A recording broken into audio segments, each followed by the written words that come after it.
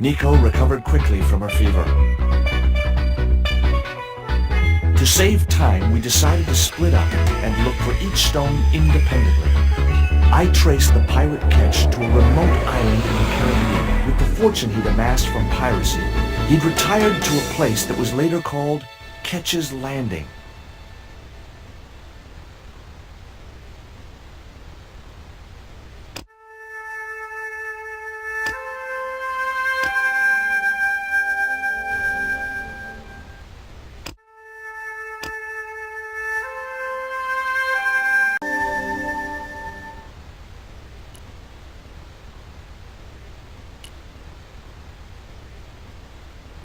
It looked like a set of plans. The guy was studying a large document.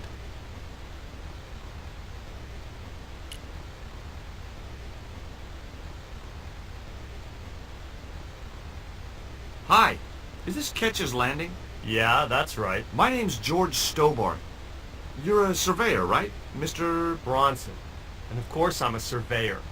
Why the hell else would I have a theodolite? I don't know. Hobby, maybe? Yeah, right. What brings you here, anyway? I'm searching for an ancient Mayan artifact. What is it? Some kind of jewel? No, it's obsidian. A black stone with supposedly mystic powers. You're nuts. This is similar to the stone I'm looking for. What makes you think you'll find it here? Because when the stones were stolen in the 17th century... Hold it! The stones have been lost for 300 years? Approximately. And you're hoping to find them again? You're nuts. And why here? A wise old Indian shaman told me he saw the stones in a vision. Ha ha. That's rich. Listen, I got work to do, okay? Catch you later, Bronson.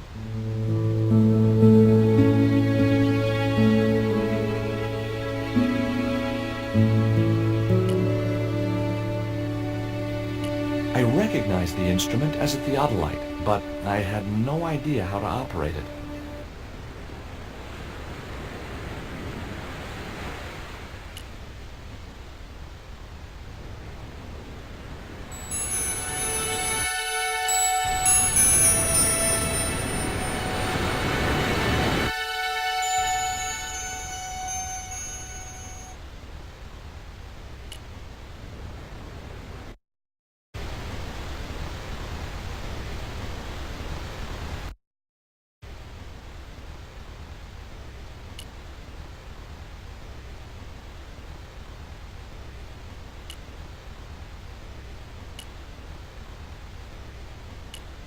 It was a net left to dry in the sunshine.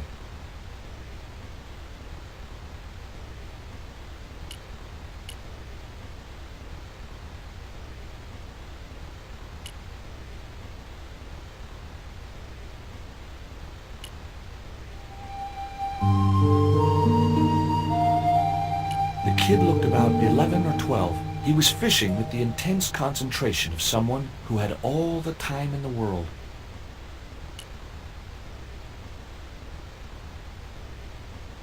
You want to buy some fish? Nah, I don't like fish. What's your name? Rio. It means river. What about you? George. It means, well, it's just a name. No school today? No, sir. What about your education? I can fish, sail, and swim. I've been looking after myself since I was 6, and I'm bilingual. Aren't you a little overqualified for a beach bum? Well, you know, there's a lot of competition. Do you know anything about pirate treasure? Man, that's all stories. There's no such thing as a real pirate treasure. Is it true that Captain Ketch lived around here? That's right. That's his house up on the hill. It's a museum now. Yeah? That's exactly what I need. Thanks, kid. You won't get inside, you know. The old ladies close it down. Who are these old ladies you mentioned? Miss Frost and Miss Mina Ketch. How come the old ladies closed the museum? It's Bronson's doing. He have the plans for redeveloping the museum. They kind of regret it, you know. The man's a crook. What do you know about Captain Ketch? Just what everybody knows around here. He was a pirate and get himself hung.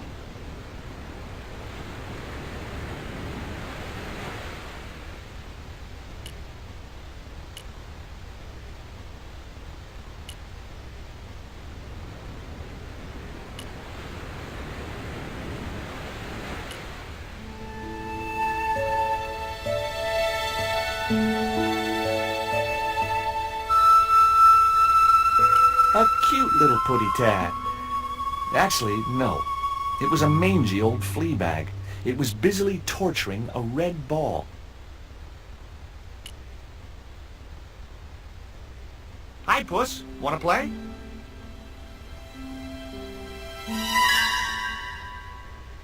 Hey, cat. Watch where you're putting those claws.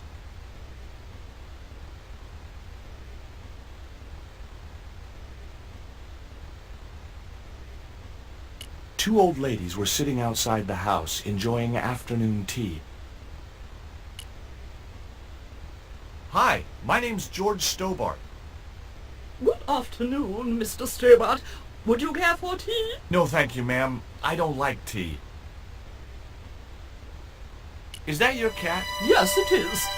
That's Ruddles. Do you like cats, Mr. Stobart? You bet. Especially spit roast.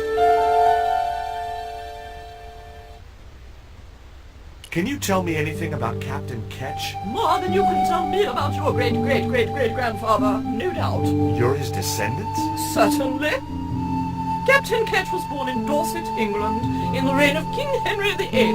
His family were undistinguished farmers, but young Frederick Ketch decided to go to sea. We have plenty of seamen in our family, Mr. Stobart. Are you interested in history, Mr. Stobart? Yes, I am. You were telling me about Captain Ketch. Do go on. Oh, yes. He sailed under Hawkins. Jim Hawkins? John Hawkins, one of the great traders of the Elizabethan age. In 1568, Frederick Ketch was a young man sailing aboard the Jesus, Hawkins' flagship.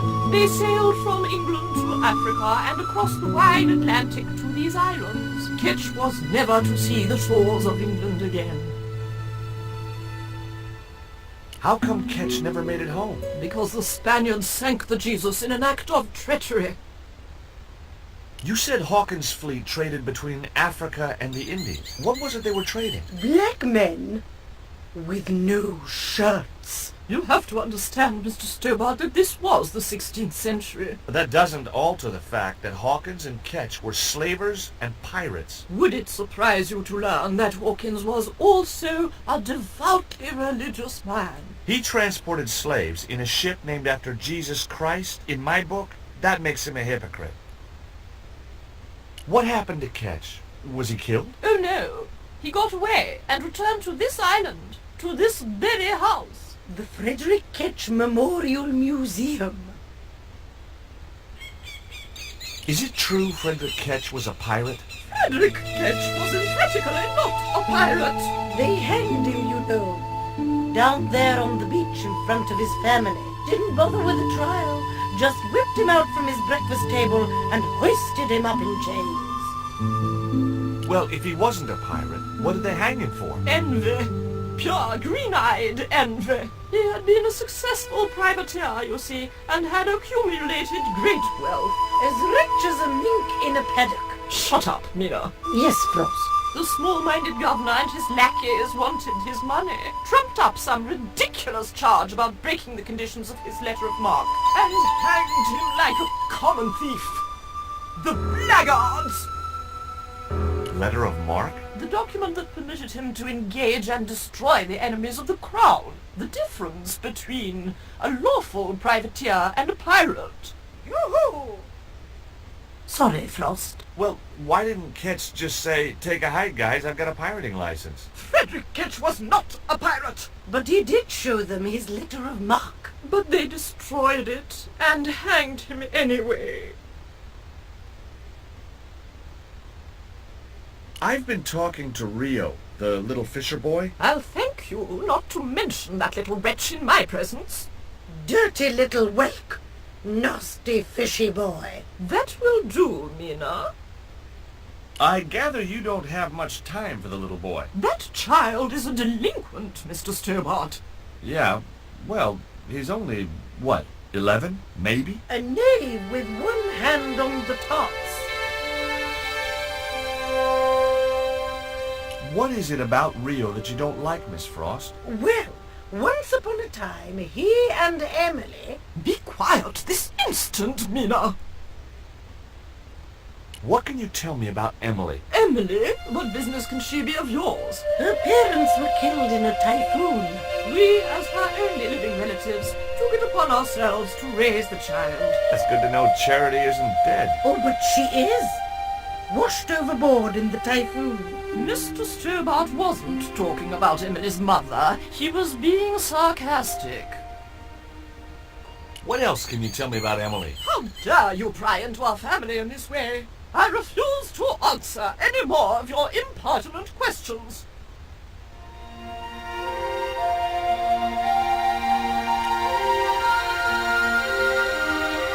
The flagpole had some sort of technical gadget on the end. I couldn't reach the flagpole, and a bush stopped me from moving the ladder across.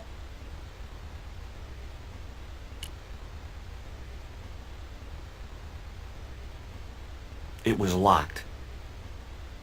The house is closed. How come? It is undergoing refurbishment. Refurbishment? Where are the workmen? Preparation is half the work, young man. The intention is to prepare the museum for the new century. The Frederick Ketch Memorial Museum. It would look nice in neon. A museum for a pirate? There was a stony silence. As I have already told you, sir, he is not a pirate. It's precisely this sort of vile misrepresentation that Mr. Bronson is seeking to rebalance. Oh? How? Mr. Bronson has kindly agreed to undertake the museum's refurbishment at a very reasonable price. He understands the importance of a sense of history. Funny. That's not the impression I got of Bronson at all. He also understands spherical geometry. Mina? Well, he does. Listen, ma'am. I came a long way to visit this place. If we make an exception in your case, everyone will want to get in. Pardon me, but I didn't exactly have to fight my way through the crowds. You're the second visitor we've had today. No, I'm sorry, but it's impossible.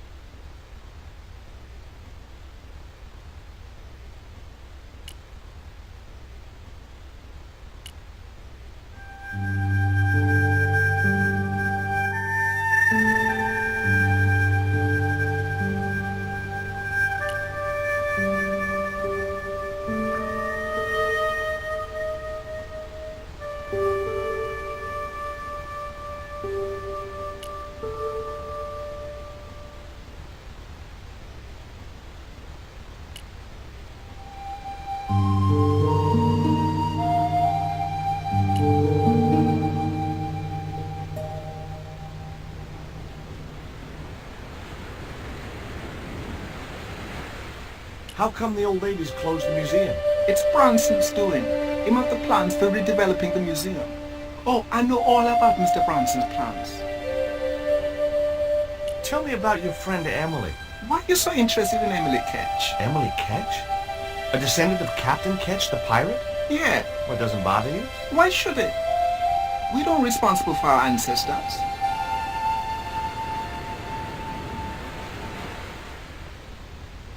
It was a seaworthy little craft, in bad need of a coat of paint, but spotlessly clean and maintained. I didn't know the first thing about sailing a dinghy.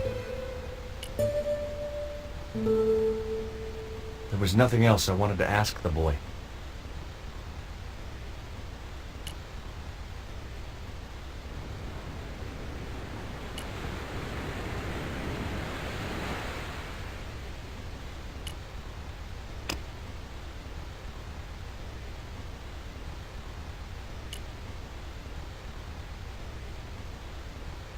There was nothing else I wanted to ask the boy.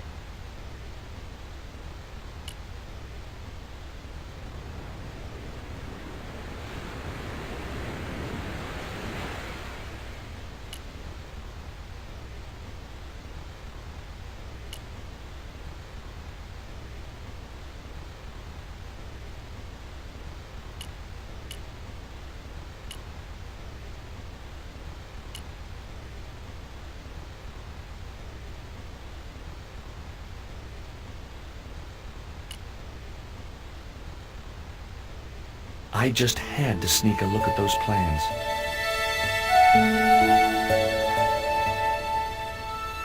Hey, get out of there. You know, wherever I go, I hear those words. Paris, Syria, Ireland, or Spain. Makes no difference. What do you think you're doing? I was trying to show some interest in your project.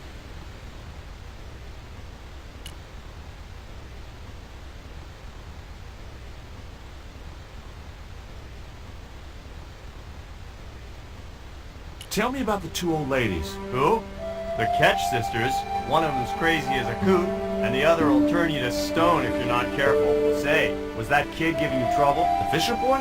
No, he was very polite. Ha! He's a juvenile delinquent. I suppose he told you I was a crook. Yeah, he did, now you mention it. One of these days, that kid's gonna have a boating accident. Even if I have to hold his head under myself. What are you doing with the theodolite? Surveying the old house. I got great plans for this place. Oh, yeah? You bet. Take a look around. What do you see? Paradise. I see opportunity. This place is ripe for development. I like it just the way it is. And that's where we differ. You see, Mr. Stobart, I'm what you might call a man of vision. I see a great future for Ketch's Landing, and it all starts here, with that house. Can I take a look at your plans? No way! What interest would they be to you, anyhow? I've always had a secret desire to be a surveyor. You have? Sure. I mean, you surveyors are just like the great explorers, aren't you? Henry the Navigator, Vasco da Gama, Chris Columbus. Maybe you don't sail uncharted seas or discover new continents, but you're okay in my book. Horseshit. You just stay away from those plans, you hear? How do you survey a house like that? I put a target reflector on the end of one of the flagpoles up there on the house. I sight on it from various locations through the theodolite, record the angles along the baseline, and triangulate them to give me the exact position of the target. Understand? Why the end of the flagpole? Wouldn't it have been better on a corner of a wall or something? Are you a surveyor? No, my degree's in law. Then shut up. Catch you later, Bronson.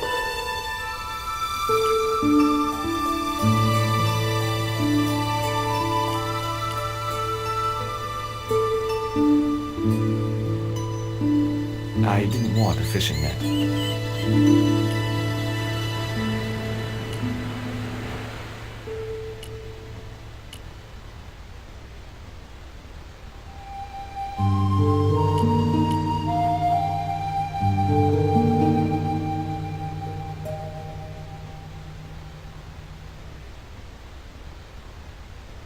I think Bronson is trying to cheat those sweet, vulnerable old ladies. That's a little unfair, isn't it? Okay, he's trying to cheat those seriously demented, poisonous old ladies.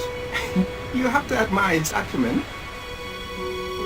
Will you help me get those plans? I don't want to go nowhere near that man. He promised to drown me when he found the fish I left in his sleeping bag.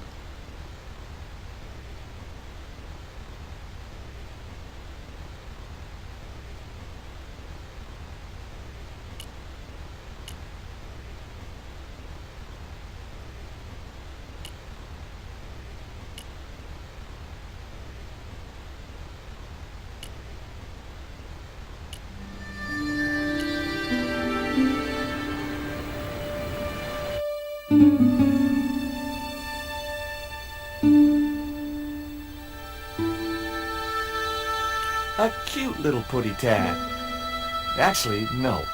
It was a mangy old flea bag. It was busily torturing a red ball. The flagpole had a reflective target on the end for Bronson to use as a reference point. A large tree stood beside the house with a suggestive U formed by the branches.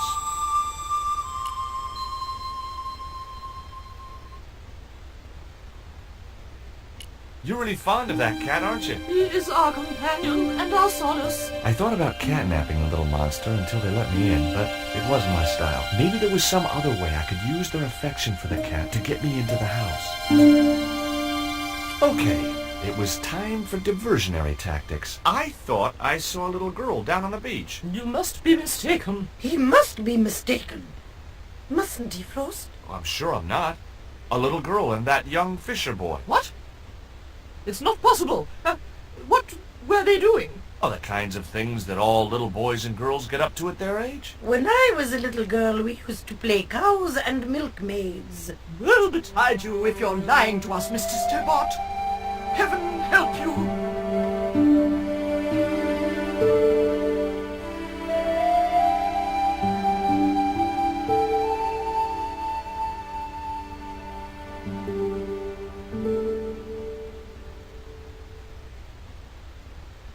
With a creak of ancient corsetry, the sisters sailed majestically over the distant horizon.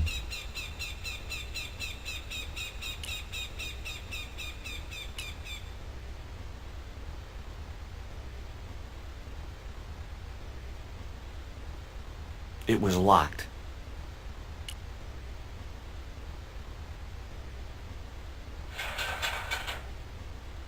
The ladder extended easily.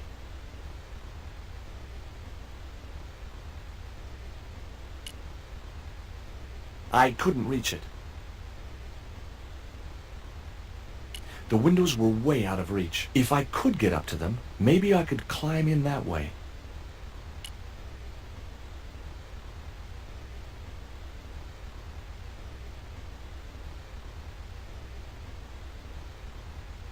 I didn't have a flag on me, so the flagpole would have to stay bare.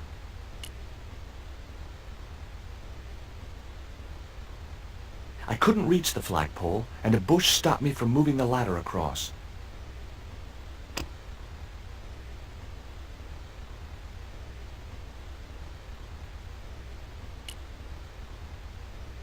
Nah, I didn't have the throwing strength to knock the marker off.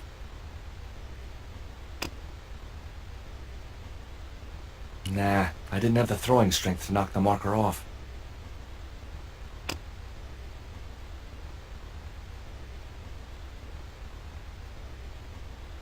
Nah, I didn't have the throwing strength to knock the marker off.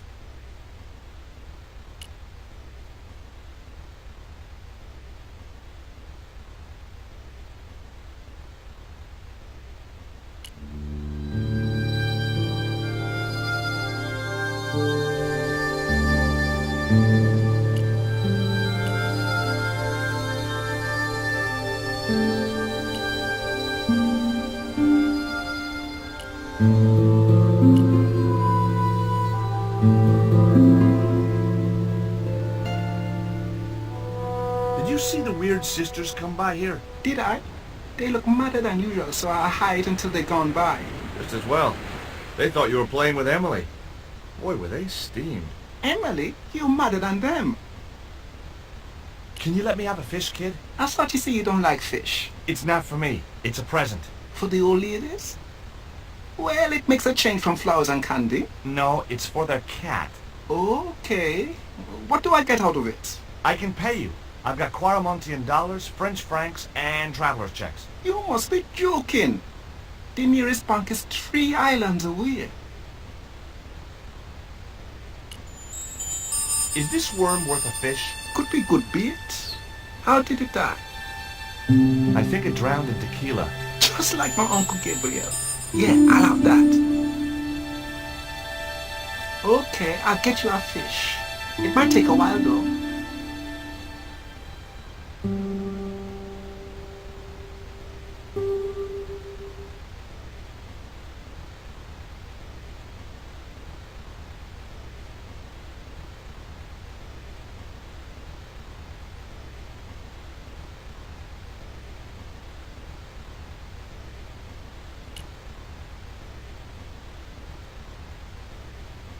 It was Rio.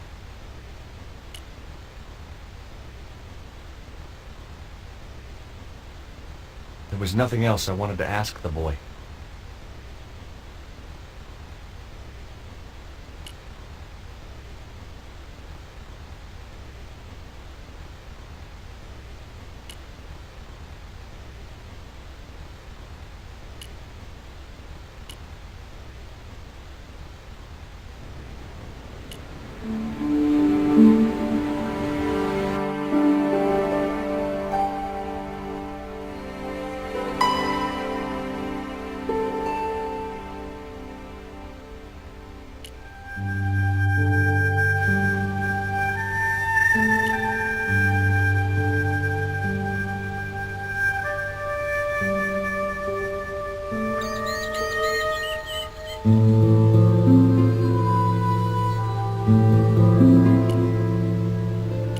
It was Rio.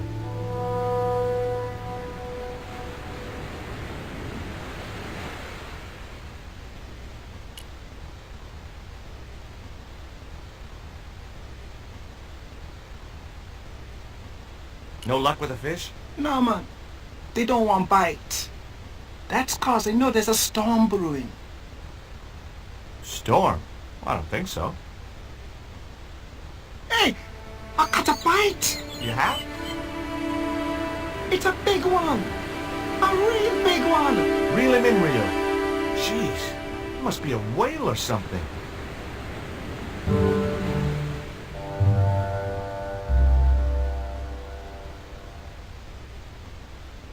Rustiest whale I ever see. I still need a fish, Rio. Okay, make me try again. Maybe you better change your bait.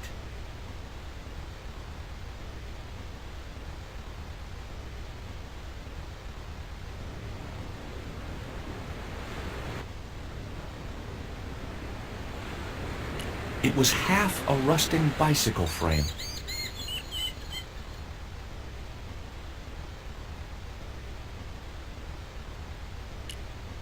The only serviceable part of the bicycle's wreck was a rubber inner tube. You just never know when you're going to need stuff like that.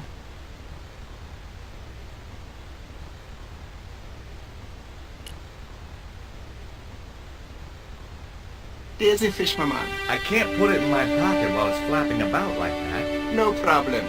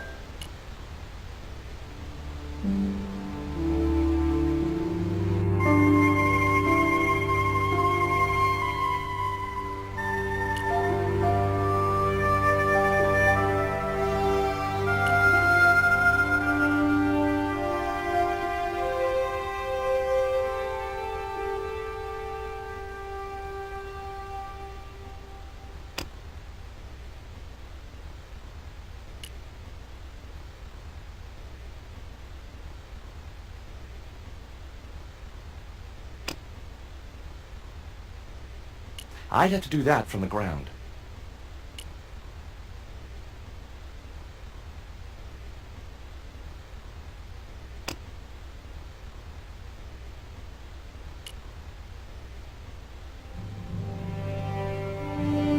That should get the old cat dancing. I just hoped it didn't give itself a cardiac.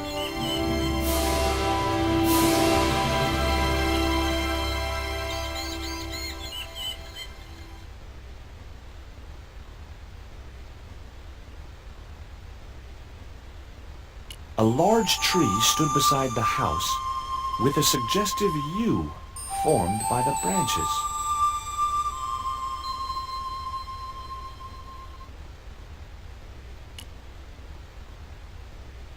I didn't want to risk the wrath of that vicious animal by putting my hand within striking distance of those claws.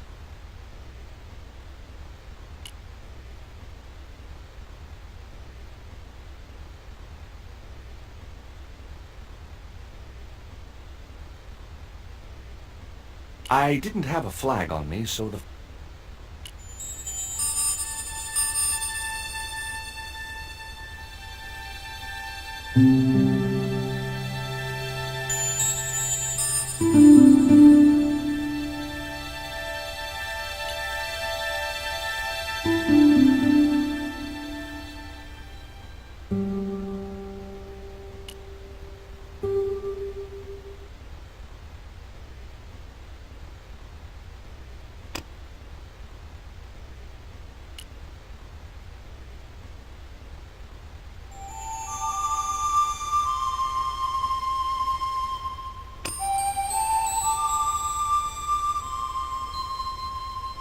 I put the ball in the catapult. Took aim. Yes! Okay, so it was a lucky shot, but I knocked the theodolite target clean off the end of the flagpole.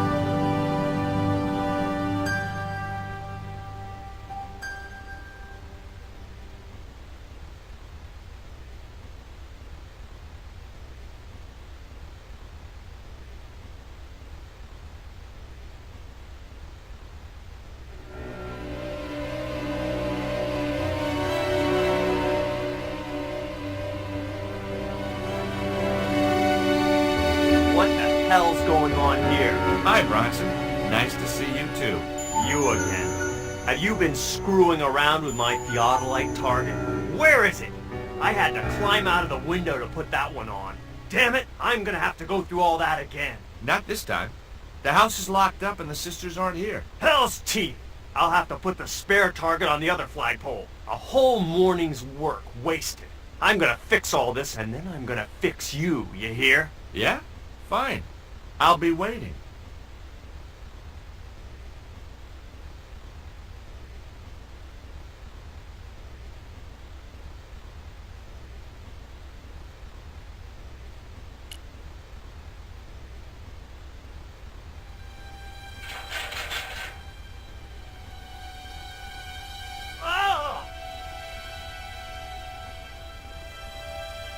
What you doing, Bronson? Just hanging around? I'm gonna kill you for this, Stobart!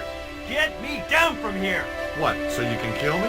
Gee, you talked me out of it, Bronson. I felt a little guilty about leading Bronson up there, but not much, obviously. The marker was a bright, shiny thing, and I have a weakness for bright, shiny things.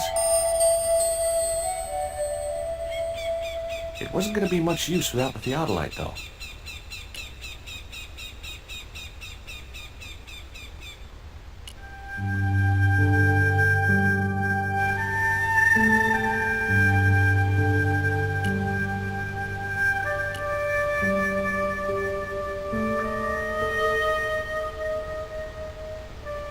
With Bronson out of the way, I could finally get a clear look at the plans. Engineers' drawings didn't mean much to me, but one thing was clear. These plans were for a 5-story, 200-roomed, luxury, pirate-themed hotel. Another stain on the bedspread of paradise.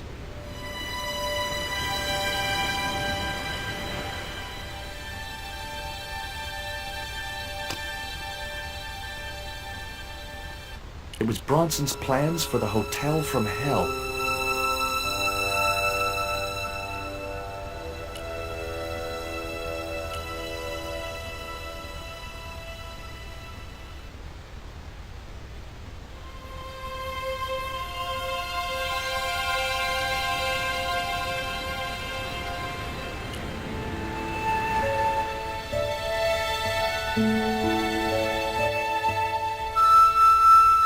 You there!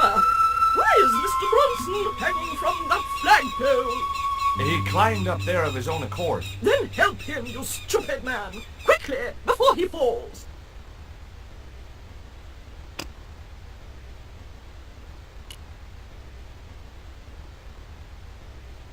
Here, Bronson's plans.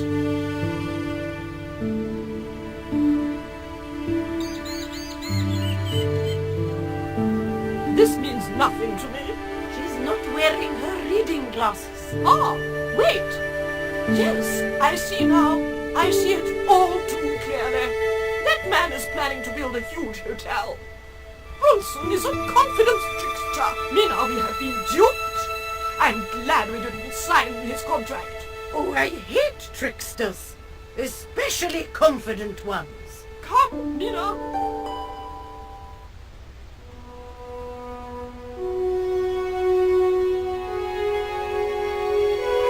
Mr. Bronson, you may consider yourself persona non grata. Yes. Grave Canum. Kindly disentangle yourself from our flagpole and eject yourself from our property this very minute. Disentangle. Eject. Hey, cut that out, you crazy old bat! How dare you!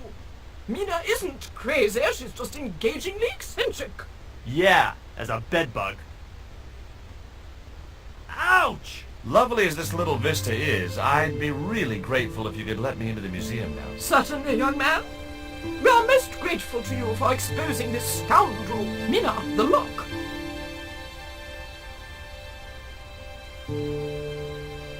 Thanks, ladies. Stobart, be a pal. Get these harpies off me. Ooh!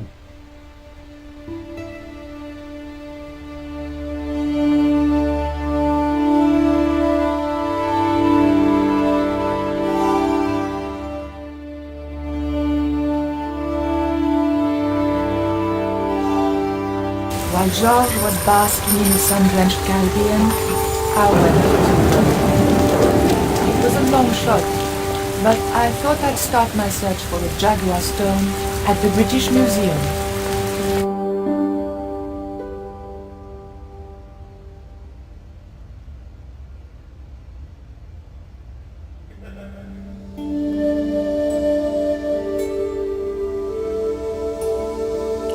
The two Japanese girls were inexplicably amused by something. The attendant didn't show it, but I sensed he was watching my every move.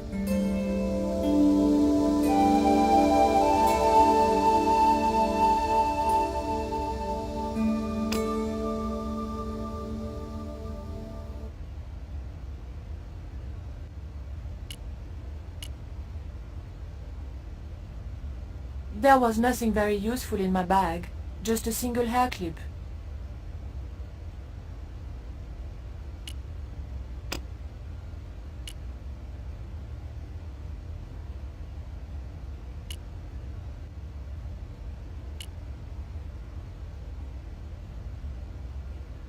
The display case contained a couple of vases. The pots in the case seemed to amuse the girls no end.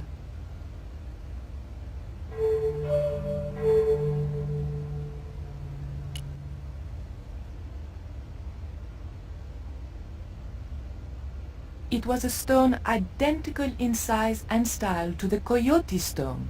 However, this stone bore the image of a jaguar. The mask looked more African than American.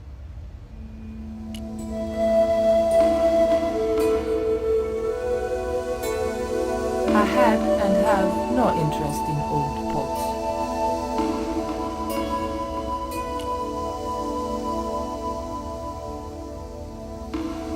Bonjour. I wonder if you could help me.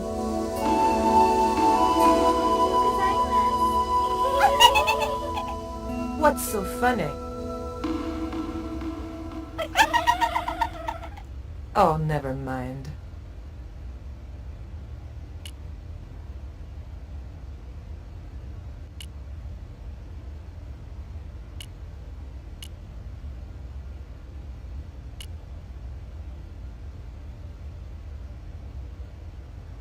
The cabinet was locked. The cabinet contained a dagger decorated with Mayan designs.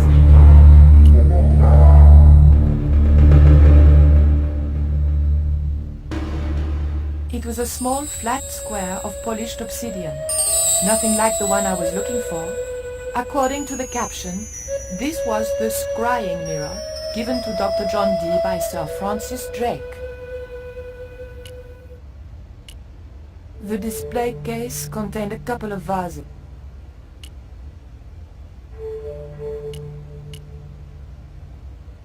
Can I help you, miss? What can you tell me about the scrying mirror? Ah, that belonged to the alchemist and part-time Elizabethan spy, Dr. John Dee. It was brought back from the New World by Sir Francis Drake and presented to him. It's Mayan, you know. What is a scrying mirror? It's rather like a crystal ball, and you can't see anything in it. Apparently, he had a partner who used it to talk with angels. If you ask me, you were barking mad. Have you ever heard of an English sea captain called El Draco? El Draco? Not a very English name. I think that's what the Spanish would have called him. It was about the time of the conquistadors. 16th century. Oh, I know. That's what the Spanish called Sir Francis Drake. Francis Drake? Have you got anything here that belonged to him? Indeed, miss. We have a couple of artifacts he brought back from one of his journeys. It didn't look anything like the Coyote Stone. This one was like a little black shaving mirror. Is the scrying mirror the only piece of obsidian Drake gave Dee? Funny you should ask. There's another called the Jaguar Stone. Dee never liked it though.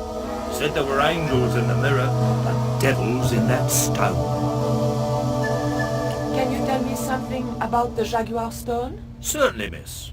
The so-called Jaguar Stone was brought back from the Americas by Sir Francis Drake and presented, with, as you already know, the more famous scrying mirror, to John Dee. The old loony didn't like the stone, though.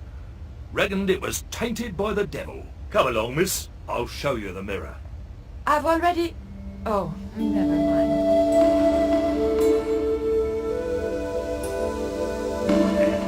John Dee's famous scrying mirror, given to him by Francis Drake. Do you know if this mirror has any relevance to Tezcatlipoca? Who? Tisletlick.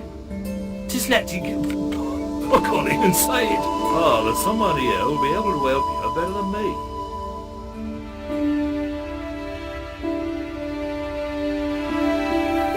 This young lady has some questions to ask, Professor. I think she's from France. Professor Aubier? Eh? What? You two know each other, do you? Excuse me, the telephone.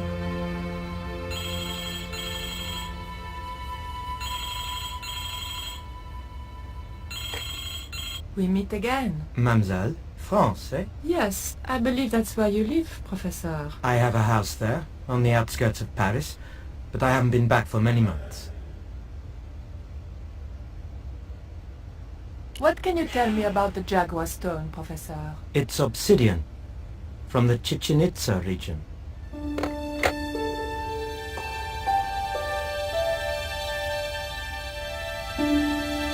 Professor Aubier, your taxi's here. If you'll excuse me, I have some urgent business to attend to at the docks.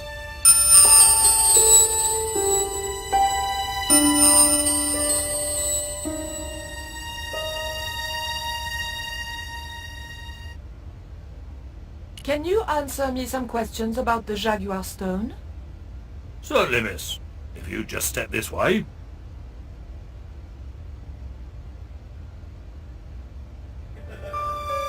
It's gone. Some sods half-inched it. Half-inched? Stolen it, miss. Never mind. The silent alarm will have been tripped. I'm afraid nobody can leave until our crack security team gets here. How long will that take? Could be a while. I think it's their tea break. The thief could be miles away by then. Don't you worry about that, miss. Just don't try to leave. It was too much of a coincidence that Aubier showed up and the stone promptly disappeared. I didn't have time for their crack security team to finish their tea. I had to get after him.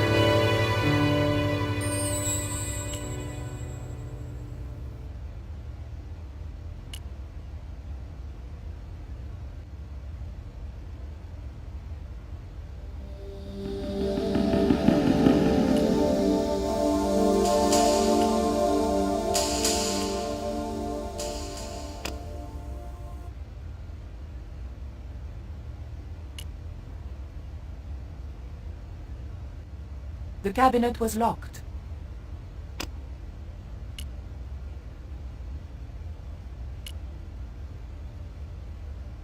The key unlocked the case.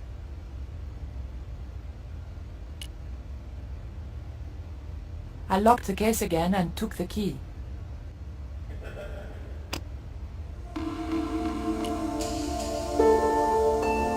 The key unlocked the case.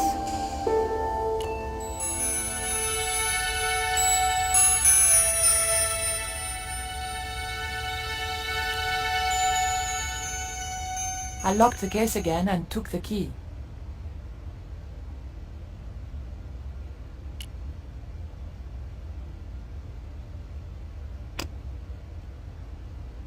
It was an obsidian dagger, thin and razor sharp.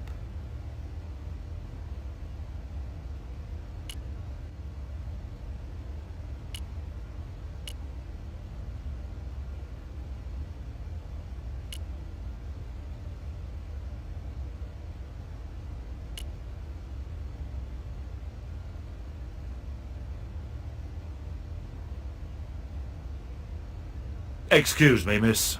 Please don't touch the exhibits.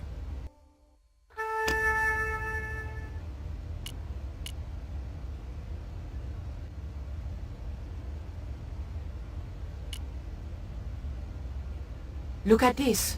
The thief left this key in the cabinet. Oh dear. Oh dear, oh dear, oh dear. That makes the theft an inside job, right? Oh dear. In other words, the thief was Professor Roubier. Well, let's leave that for the police to decide, shall we? I better phone them right away.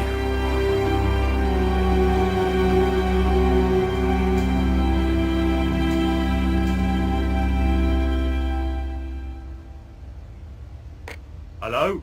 I knew I had nothing to worry about if the police were called. Yes, I'll hold. But I had to catch up with Roubier, and fast.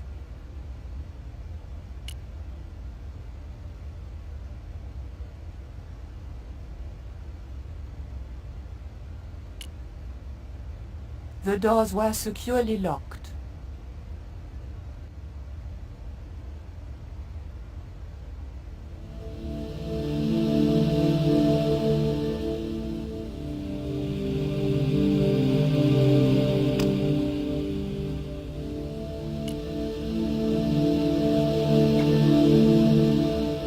I levered the handle open with the thin dagger.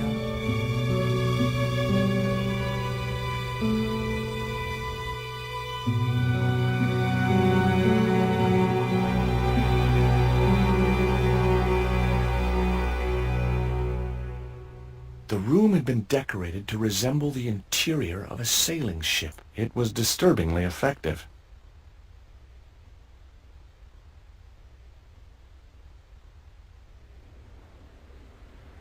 It was a neat oil lantern made of brass. It was a beautifully crafted model of a sailing ship. It was one of those old pens made out of a feather. The top surface of the desk had a large recessed area set into it. I guessed it was intended to stop things rolling off in heavy seas. There was also an inkwell, and, a few inches away, a small hole with a feather placed in it. It was an actual pirate ship chart.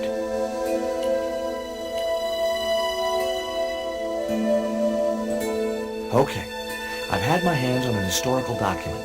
Now what?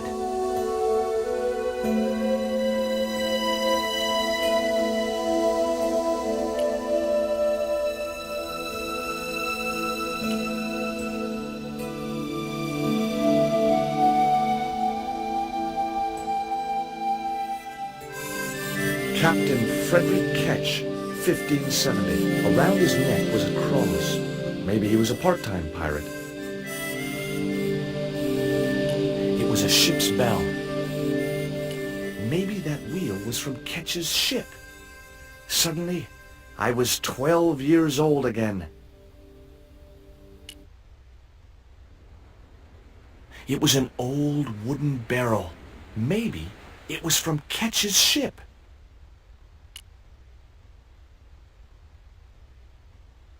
It was Captain Ketch's sea chest. Its battered appearance hinted at salty tales of maritime adventure and swashbuckling. Long months at sea with a rum-sodden, mutinous crew, hardtack and scurvy. And this chest, full to the brim with Ketch's loot, pearls, diamonds, emeralds, and doubloons. On the other hand, it could have been full of spare blankets.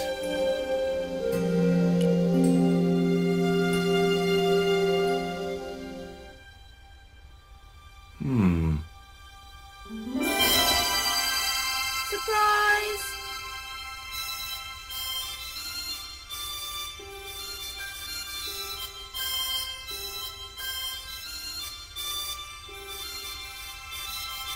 What the?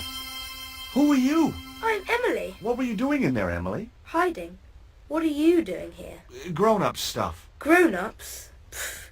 I'm never going to grow up, I'm not. You shouldn't be here. What's your name? I'm George. Pleased to meet you, Jaws. George. Jaws? Jeez. Make your mind up.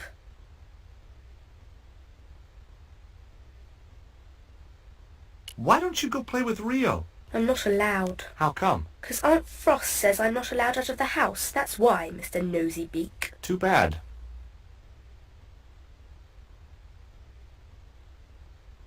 What can you tell me about Captain Ketch? That's him on the wall, in the picture. Yeah, I know. Scary looking guy, huh? He was my great-great-great-great-grandfather. Yeah, you have his eyes. That cross you're wearing, Emily, It's my lucky Jesus cross. it's just like the one Captain Ketch wore. Uh-huh. Can I borrow it? Uh-uh.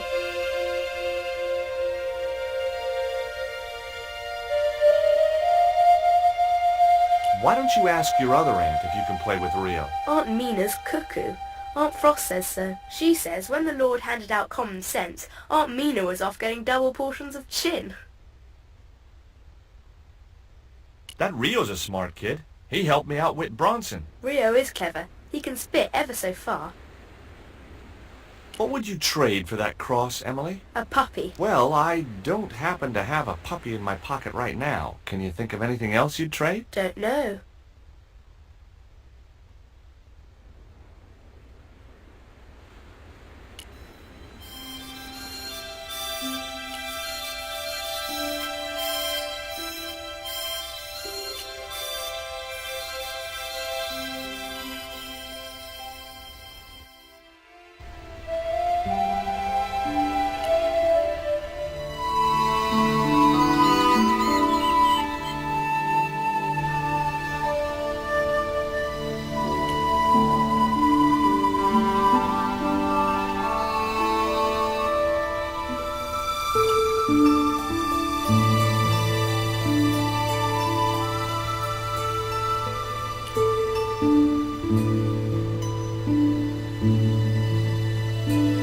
What do you give to a small, irritating girl who asks about everything? Try a conch. Delicate colors, interesting shape, and when you put it to your ear, you can hear the sea. Yeah, why's that? Usually because you're standing next to it. Cool. Have you got one? Yeah, but I promised it to my sister. She well vexed with me.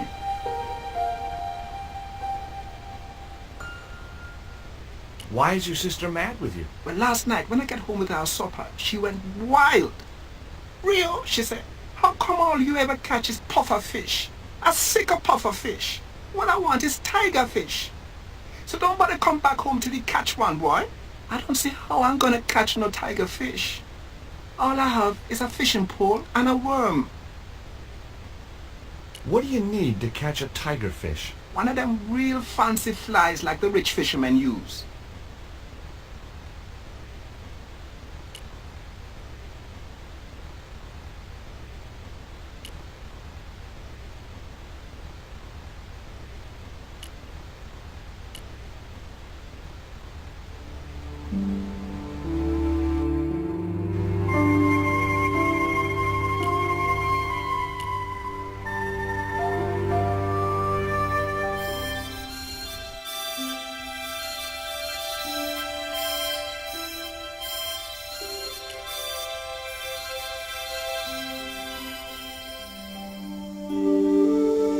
That might come in useful in ticklish situations.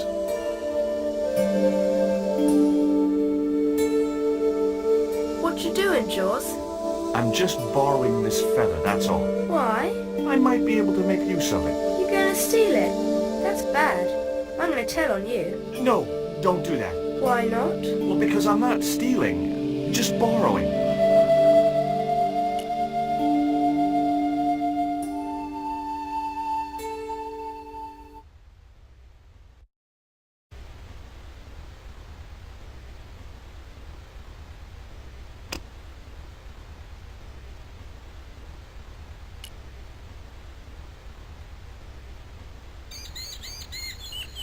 The cat made short work of the feather, tearing it into a blizzard of small pieces.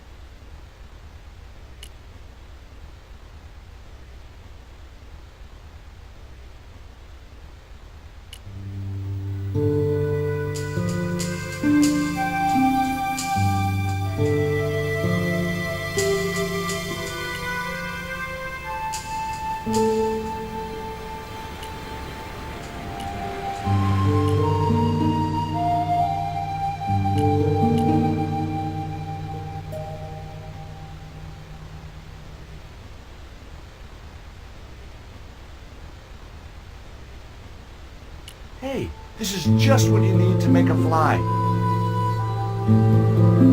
Thanks. Let's hope them tiger fish hungry.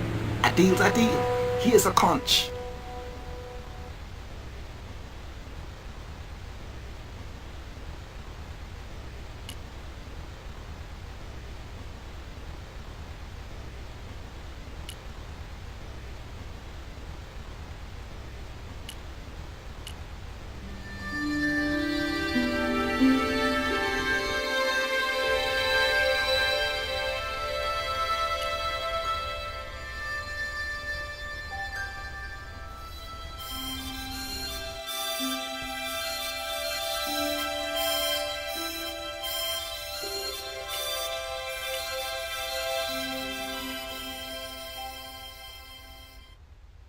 Why don't you run along and play? Aunt Mina told me. Stay out of mischief. Well, that doesn't mean you have to stay indoors, does it? On a beautiful day like today? There's a storm coming. Oh, nuts. You don't know that. I do so. I can see the whole world from the window. Yeah, well, like I said, I'm busy. Here, I've got a conch. Would you like it? Dunno. Aunt Frost told me never to take presents from strange men. I'm not a strange man. Then why are you called Jaws, Jaws? That's a stupid name. I'm not called... Look, conch, pretty. Swap for the cross, yes or no? Right, this thing's going out the window. Okay, we'll do swapsies.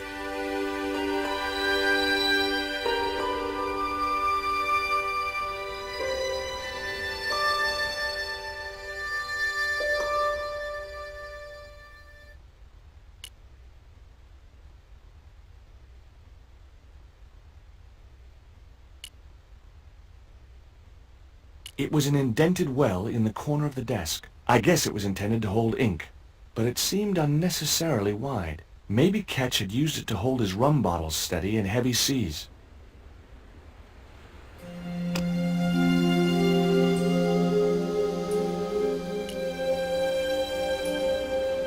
It was the holder for the quill.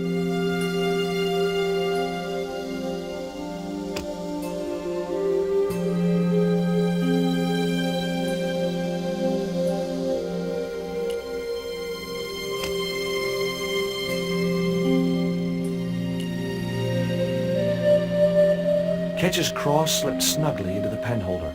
What you doing now, Jaws? Knock it off, will ya? There's something you ought to know. I don't buy cute or lost puppy.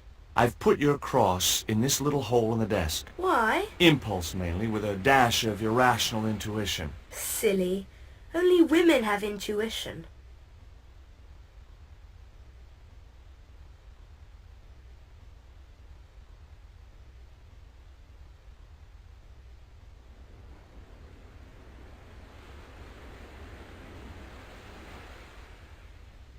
I wasn't going to take the cross out of the holder. Somehow I just knew that was where it was supposed to be. That looked like that's where it was supposed to be, so I left it there.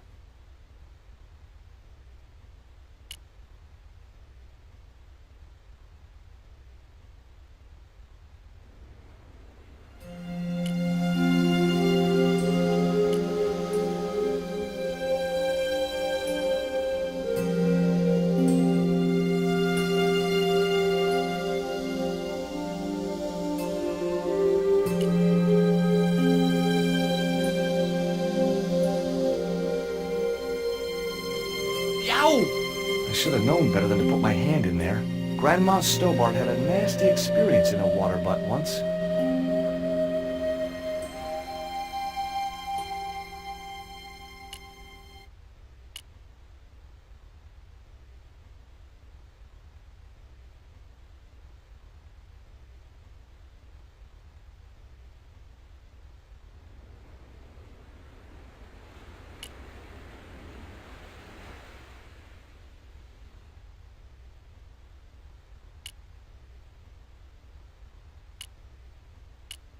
It was an actual pirate ship chart. Okay, I've had my hands on an historical document. Now what?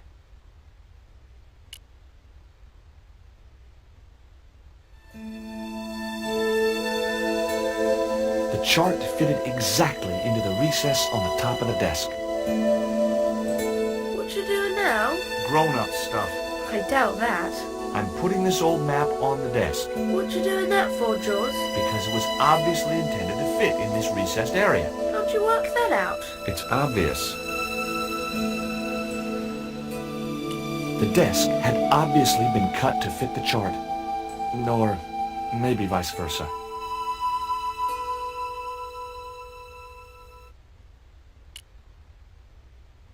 That looked like that's where it was supposed to be, so I left it there.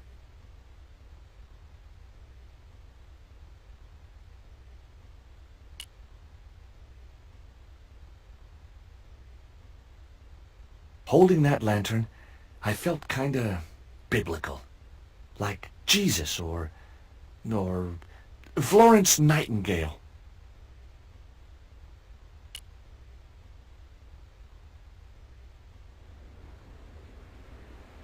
The lantern fitted so precisely in the inkwell, it could only be deliberate. Before you ask, I've put the lantern in the inkwell. See? It fits. Why? Because it was cut to fit. Why? Because sneaky old Captain Ketch made it that way. Why? What is with all the questions? 'Cause I'm interested. Why? 'Cause I have the insatiable curiosity of the young. Why? All right. Truce. The lantern cast a strong light over the desktop. The light cast a shadow of the cross. And the shadow fell precisely over a small, unnamed island shaped like a skull.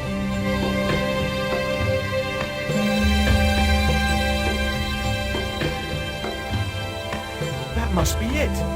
Ketch's Treasure Island. Uh-oh. That's Zombie Island. It's a bad place. No kidding? Well, bad place or not, that's my next port of call. Can I come too? The hell you can. I never get to leave the house.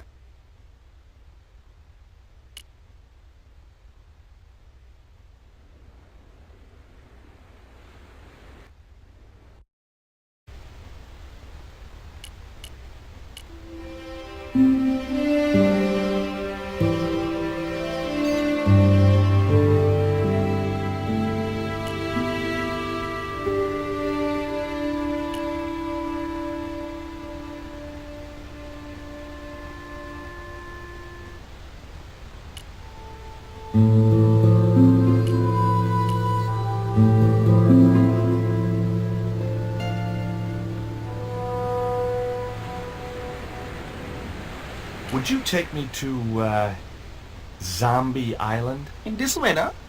You madman. The rain will keep the zombies indoors. Just say I did meet a zombie. What would you do? There ain't no zombies on Zombie Island. Least, not anymore. It's uninhabited. Good. What do you mean, not anymore? You still want to go? I guess. Well, I ain't had no luck with them tiger fish. And with the mood my sister is in, I'll be safer with the zombies.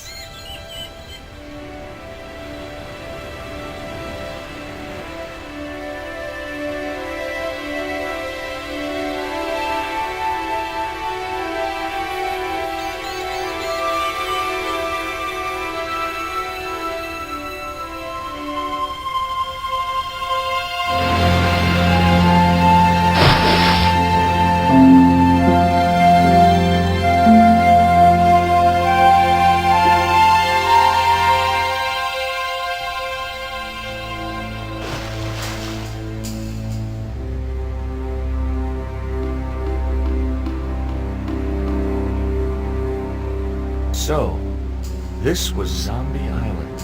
Somehow I'd been expecting something more sinister. Come on, Rio. Let's find that treasure. No thanks. I'm staying right here. Oh, come on. You said yourself there's no zombies left. Yeah, but that was while there was a big pile of seawater between me and this place. All me have now is this little bit between the boat and the shore, and I'm hanging on to it.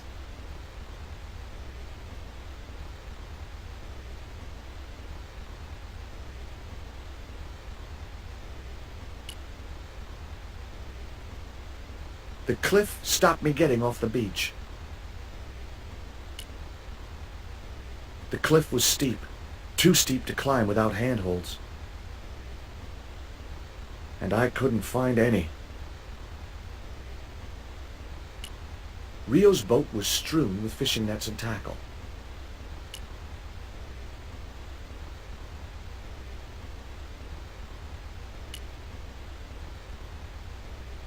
I was quite happy where I was, relatively speaking.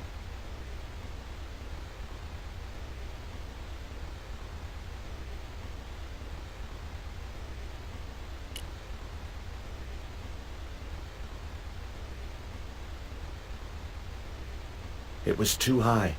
I couldn't get up there.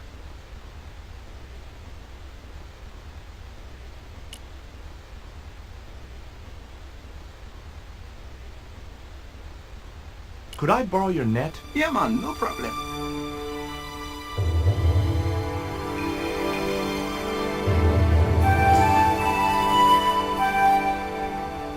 You planning on catching some fish? Nope. I'm after a big rock. That Emily sure asks a lot of questions. Rest it, man. This whole Emily business just isn't funny. Look, we're obviously at cross purposes here. I'm talking about Emily Ketch. Yeah, and so am I. She was my friend. Her aunts hated it, but we did move together, you know. She used to be real keen at hide and seek. It could take hours to find her. One time, the last time, it took days. She must have shouted and screamed herself hoarse, but there was nobody to hear her. Where'd she hidden herself? Captain Ketch's old sea chest. The only way to open it was from the outside. Suddenly, I didn't feel so good. We never exchanged another word about Emily Ketch.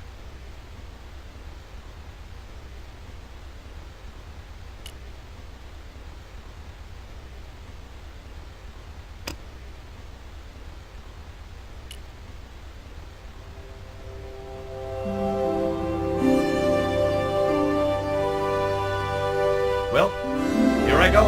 Wish me luck, Leo. Good luck, George. Watch out for the Walking Dead.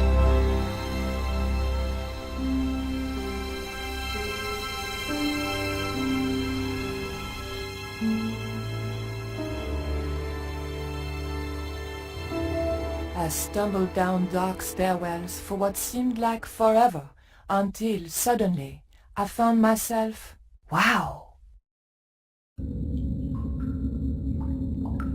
in an abandoned London Underground station. This place must have been closed down decades ago.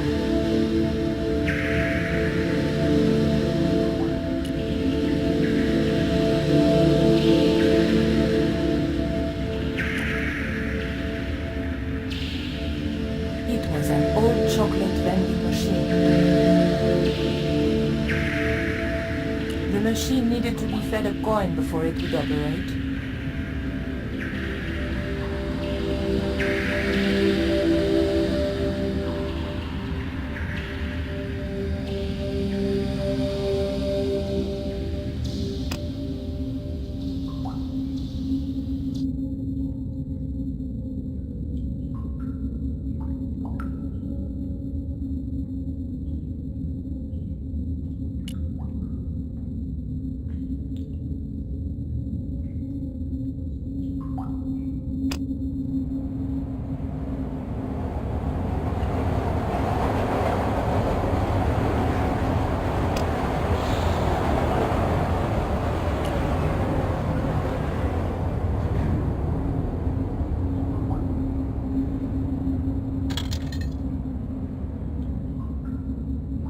I pushed the hair clip into the slot and whatever was stuck there disappeared into the machine.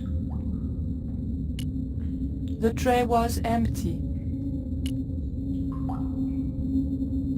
I pulled out an old English penny.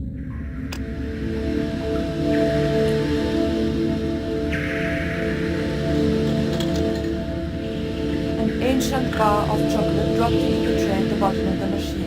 And as a special bonus, the penny dropped through to the reject bucket.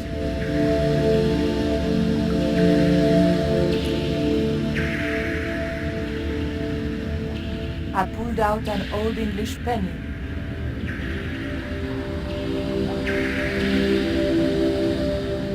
A pile of old railway sleepers was blocking the platform.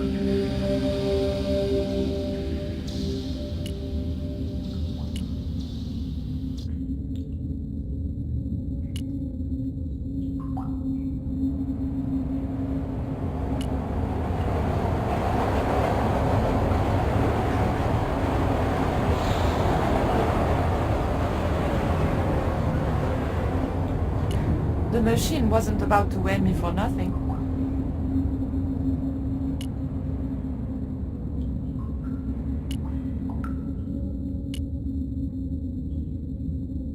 It was an old map of the London Underground. It looked just like the modern one. The date on the poster was before I was born.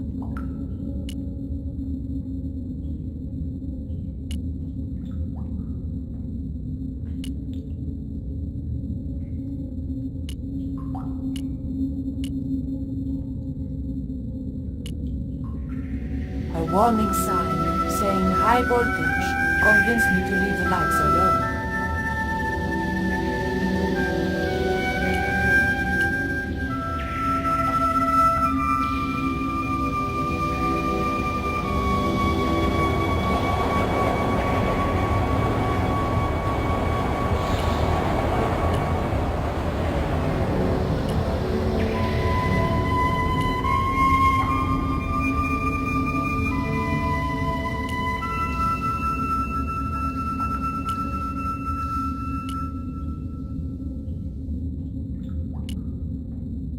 The machine looked like it had sold its last ticket a long time ago.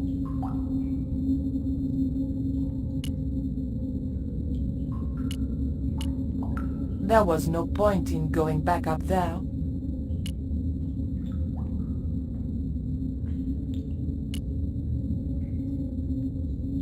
A latch lock stopped me getting into the cupboard.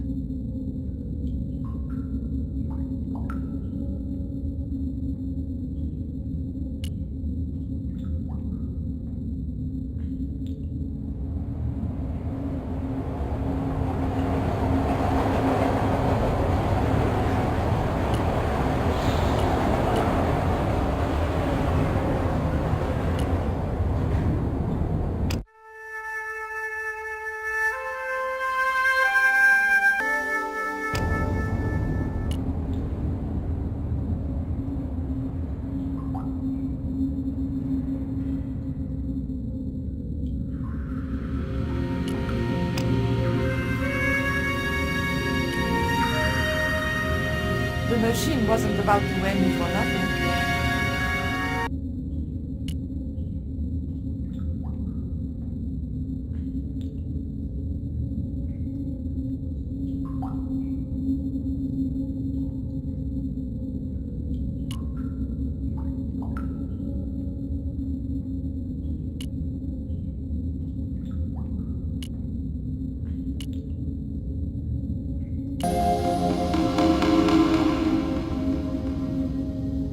The ghost obviously didn't want to talk.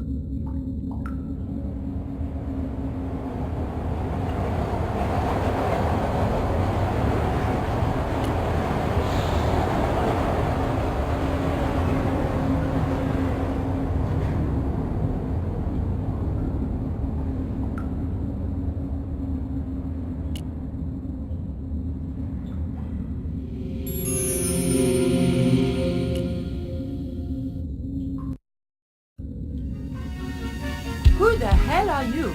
Joey, is that you? Oh, I remember you now. Hey, listen. Don't go near that hole. Nobody tells Robert Foster what to do, lady. You don't understand. I've played this game before. There's something horrible in that hole. Some beast with tentacles. You're nuts.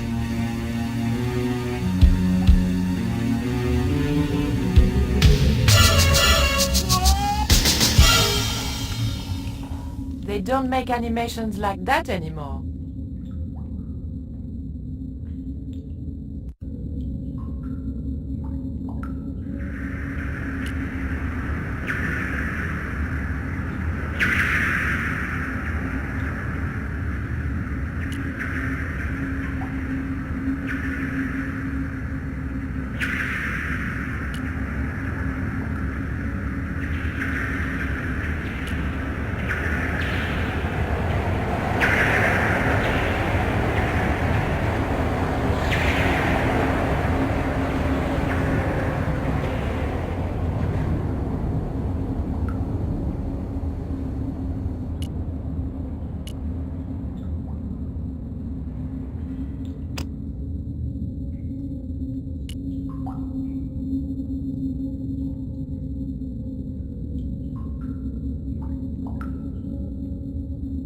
The blade of the dagger just fitted between the door and the soft wood frame.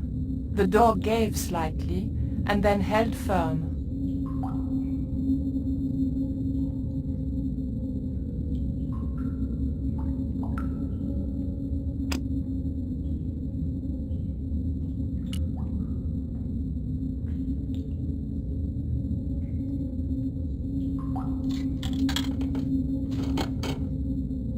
I put the old penny into the slot, the needle twitched rustily, and the machine spat out a card.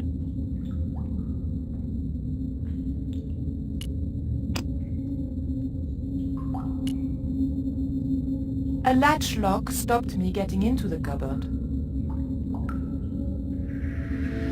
A latch lock stopped me getting into the cupboard.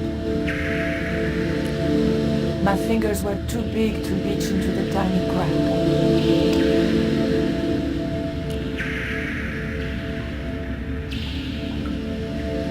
I remembered my student days when I regularly forgot my house keys. A wiggle with the thick card between the frame and the lock, and the latch lifted.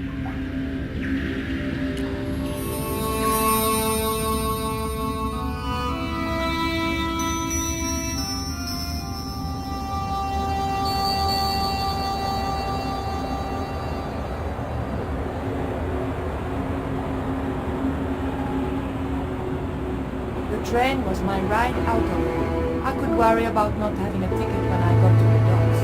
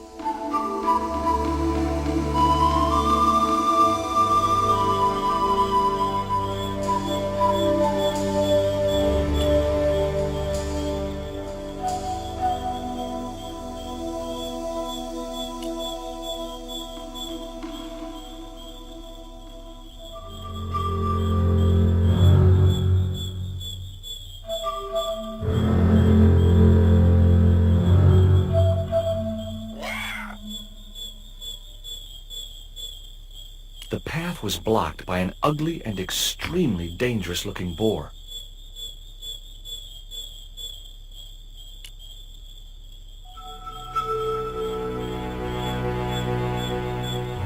The boar's expression said, "Forget it, Stobart."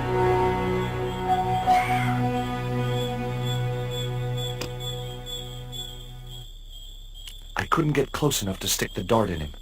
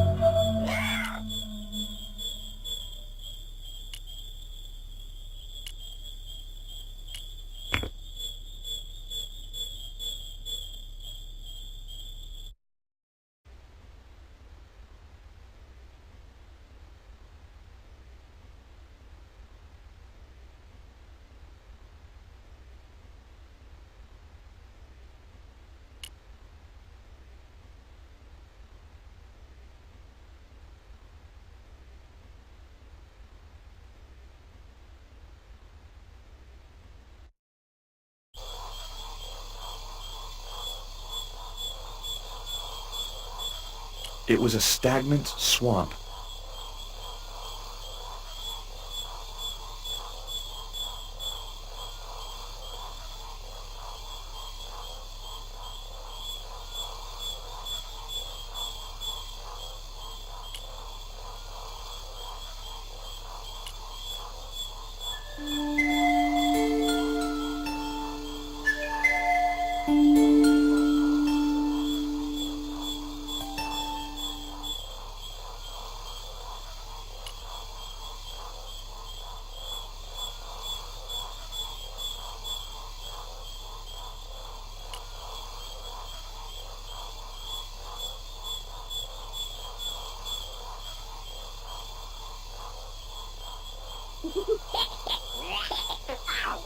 What the?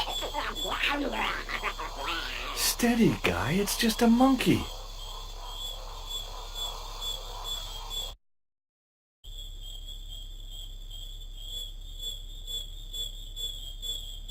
There was something in that hole beneath the rock.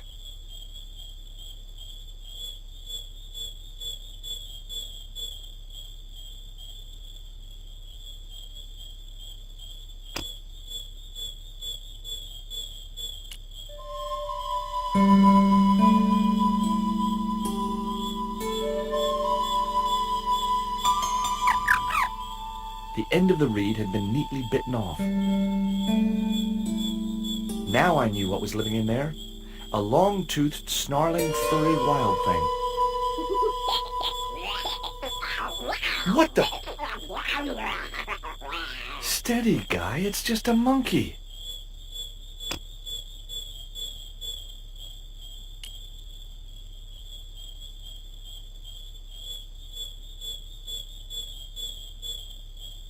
The dart fitted snugly into the reed. Great. I was tooled up and dangerous.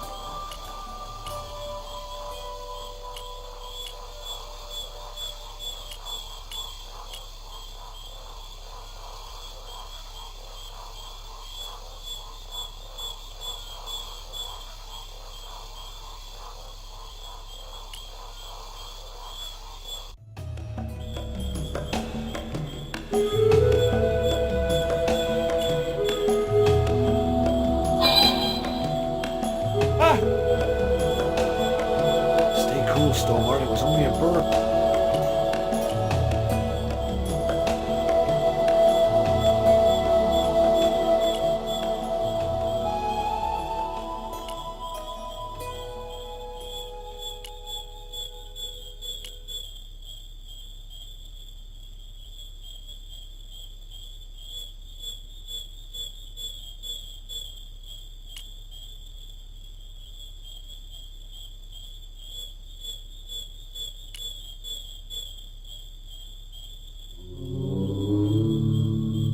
Huh? Keep your nerve, George. It's just a zombie. I don't think I like this forest very much.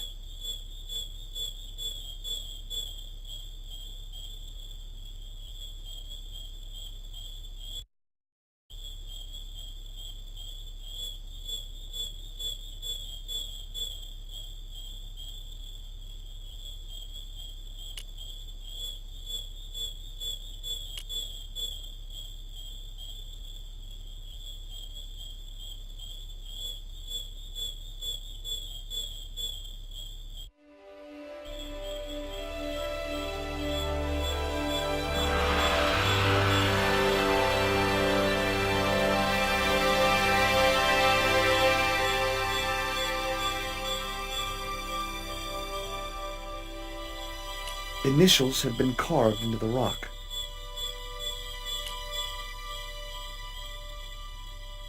Initials carved into the stone read F.K. Frederick Ketch had been here.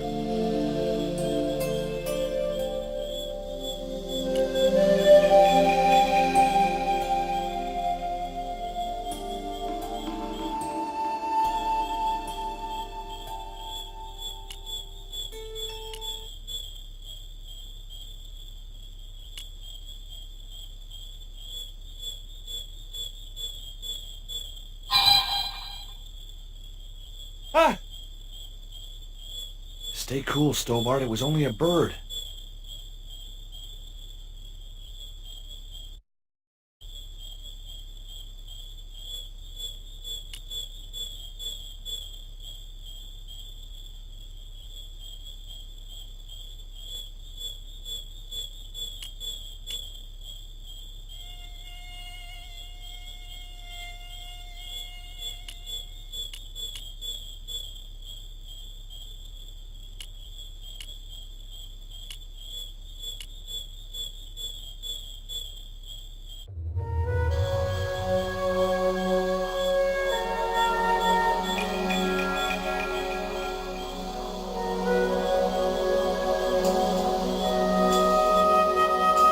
What is this? The magic forest of deja vu or something?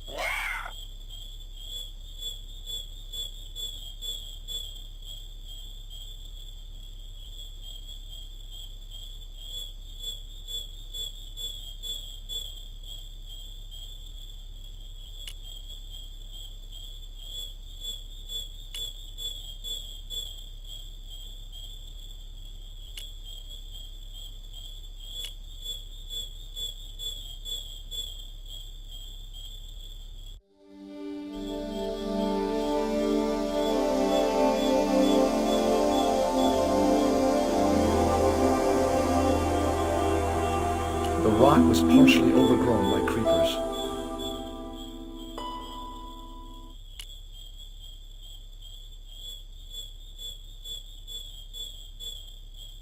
The creeper just came away from the rock as I pulled it.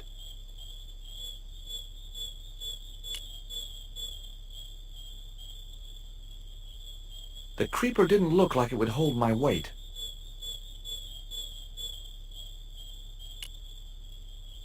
It was a needle of rock in the middle of the clearing.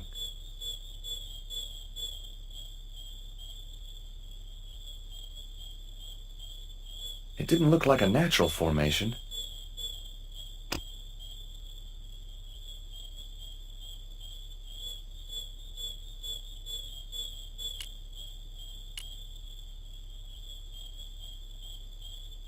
The creeper felt unpleasant and fleshy.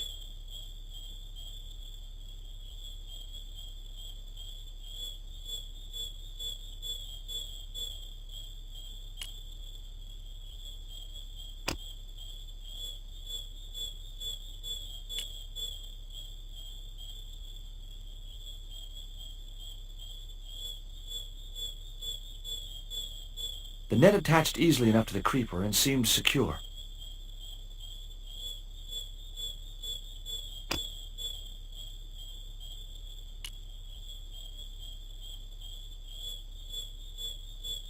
Great. I'd created some sort of creeper marker fishing net assembly. Sometimes I terrify myself with my creative genius.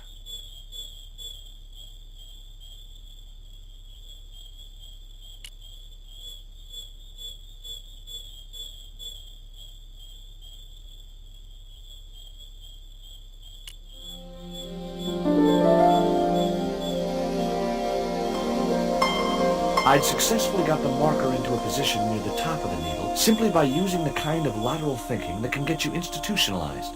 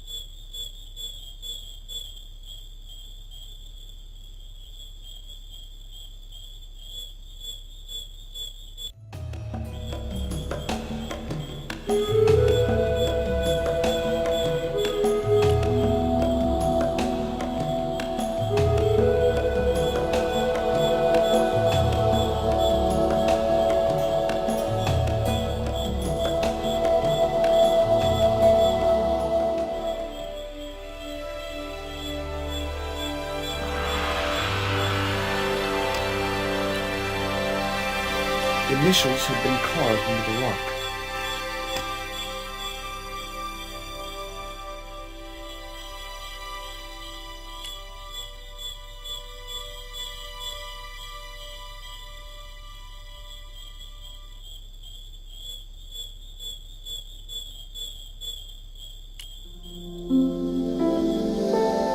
The hill I was on had reminded me of a camel's hump as I'd climbed up it. Now I had to see what I could see.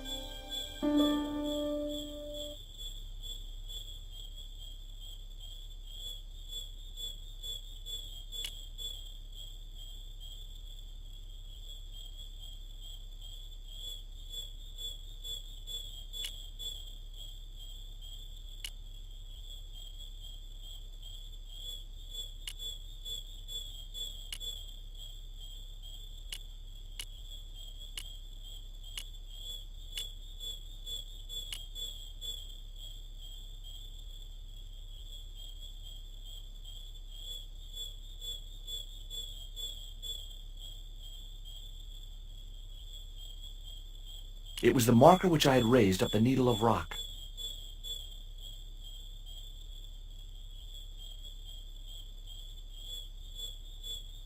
I could see the marker I had fastened on the rock down in the forest, and right in line with it, that had to be where Ketch had hidden his treasure.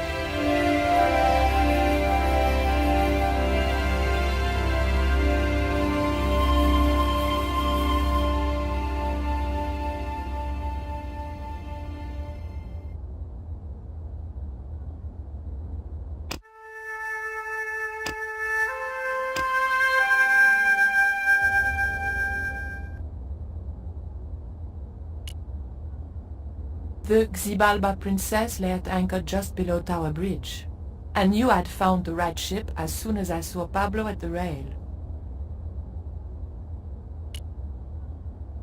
It was the door to the boat's main cabin.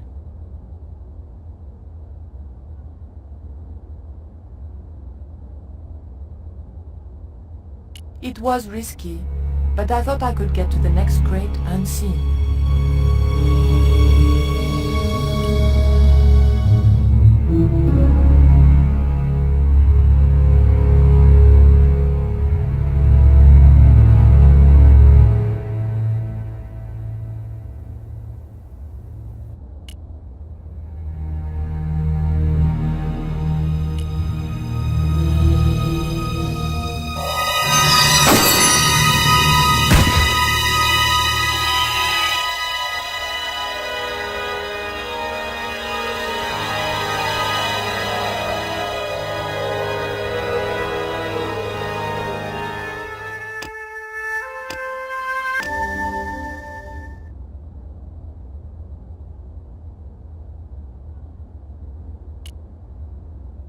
A guard patrolled the deck. He was sure to be armed.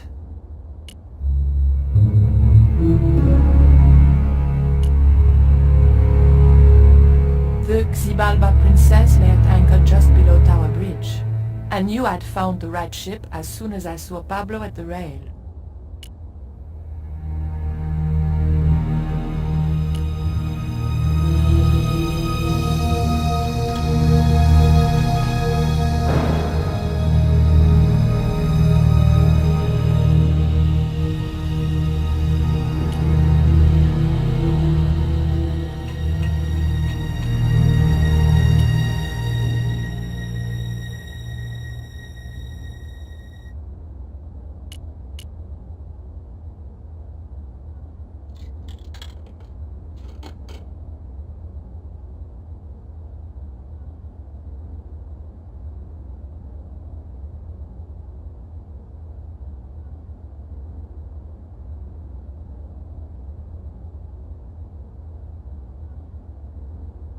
It was then that I realized that there was no lock.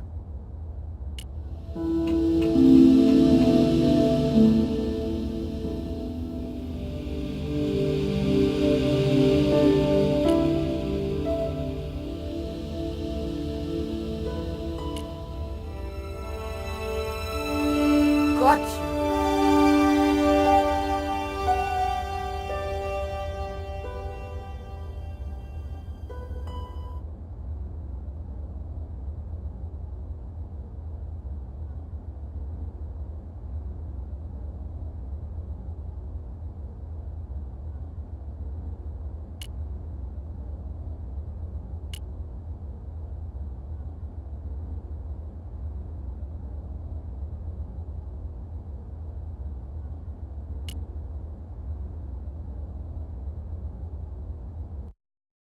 But the collar woman was there.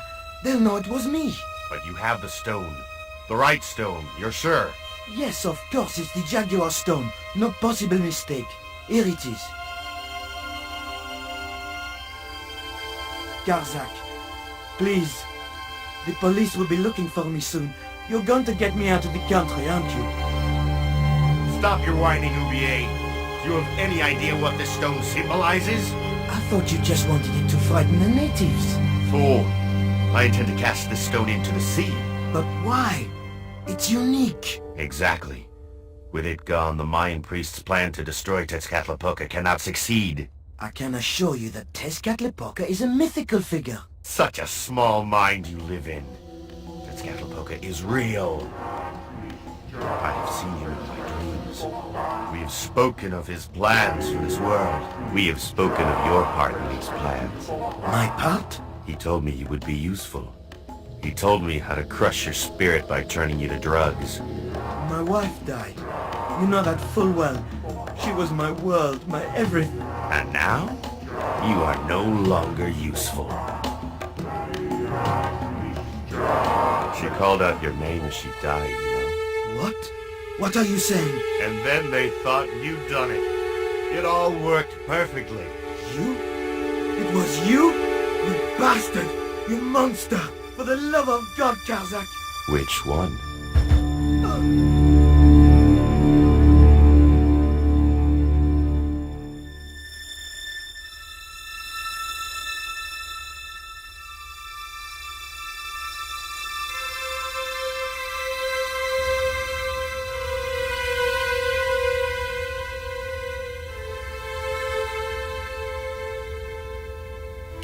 Oublier lay sprawled across the table.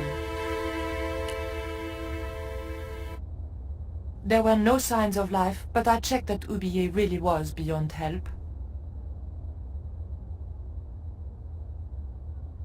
We were going to need the stone to thwart Garzak. I knew Oublier would have approved.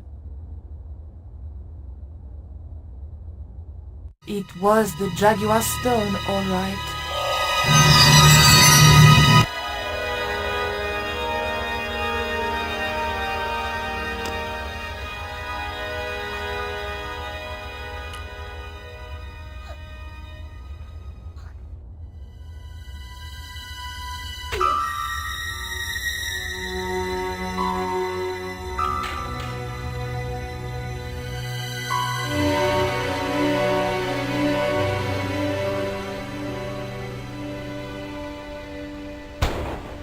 Pirates? I was about to make good my escape when... Cut! Who the hell are you? I can explain everything. Don't bother.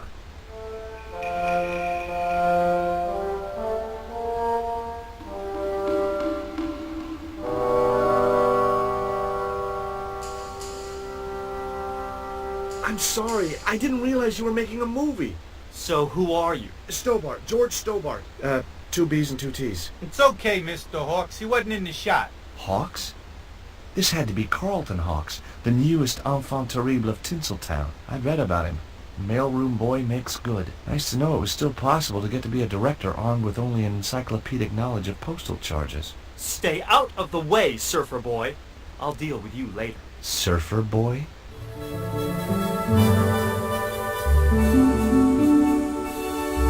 It was a woman with huge boots and an impressive cleavage.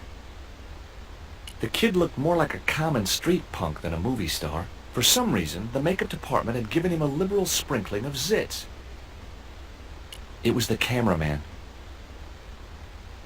He was a middle-aged man with a pock-marked face.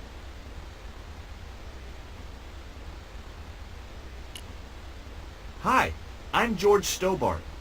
My name's Harris. Most people call me Flash. You're the cameraman, right? That's right. Why'd they call you Flash? You used to be a stills photographer? Nope. I decided not to pursue the subject. There was nothing else I wanted to ask the cameraman.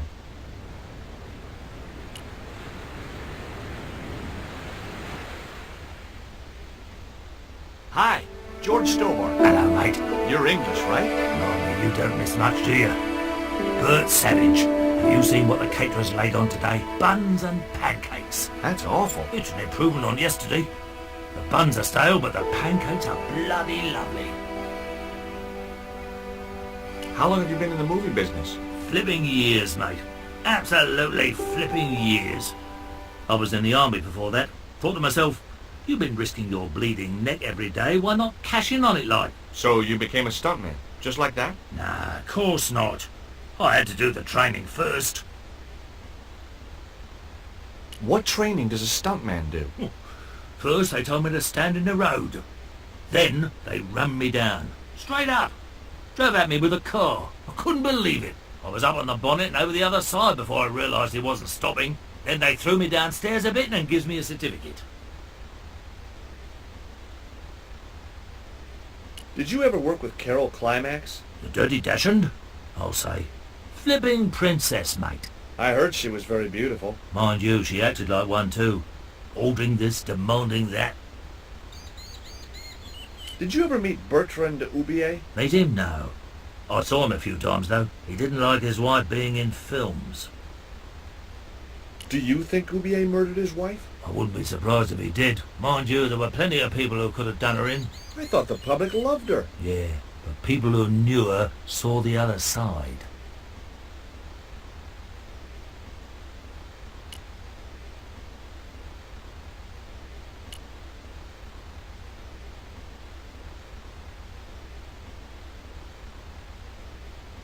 Hey there, I'm George Stobart. Well, hi, handsome. You're cute. I wish it was you playing the lead, Mel, instead of that kid. I can't act, ma'am. So what? I bet you can kiss. I couldn't believe I was having this conversation with a real movie star. What part are you playing? Pirate Babs, the ruthless and passionate Lady Buccaneer. It's a great part. I get to kiss a lot, and I kick ass. Like the boots?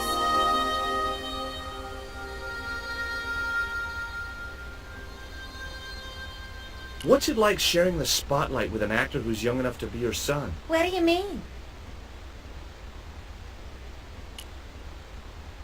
What do you think of these? Ew, they're awful. You have no idea how much you've just gone up in my estimation.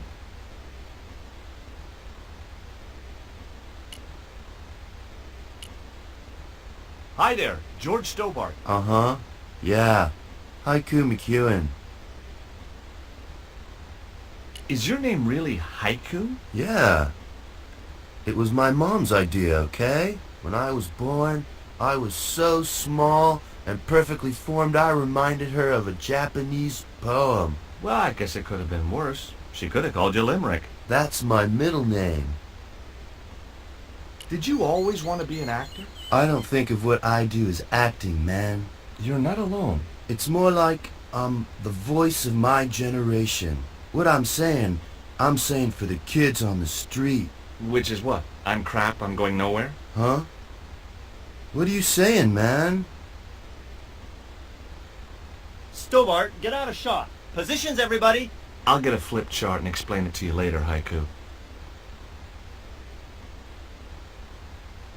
Haiku, baby, are you ready?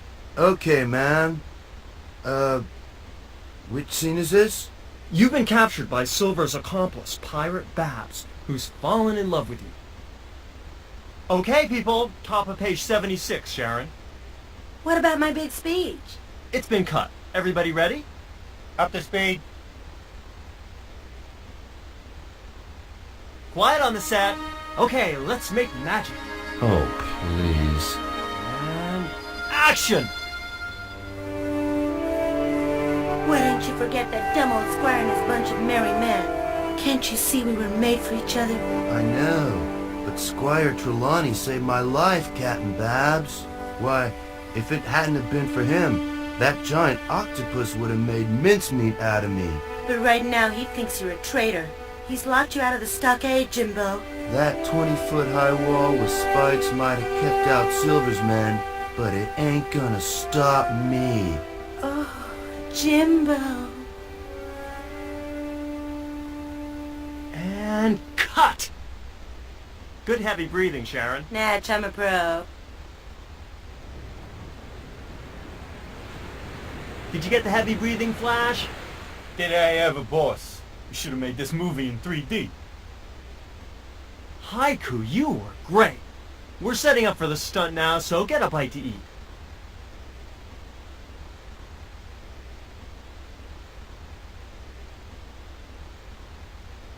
Savage, on set, damn it!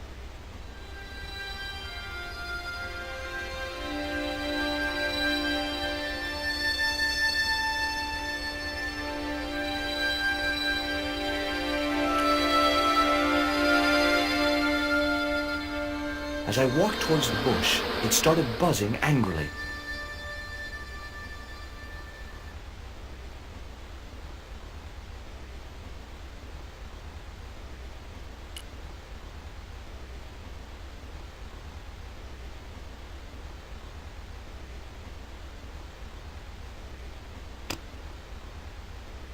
It was a plain pancake.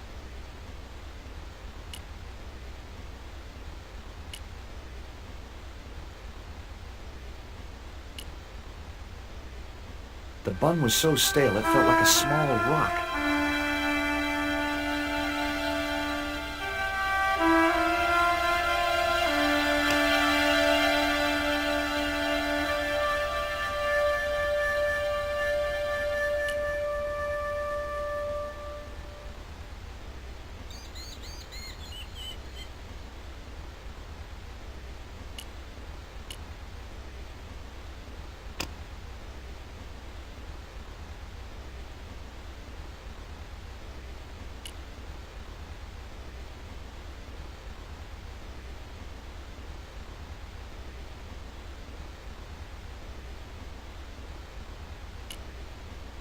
Would you like a pancake, Bert? Don't mind if I do. The pancake oozed maple syrup all over Bert's chins. Yeah, you put bloody syrup on that pancake. Now it's messed me all up.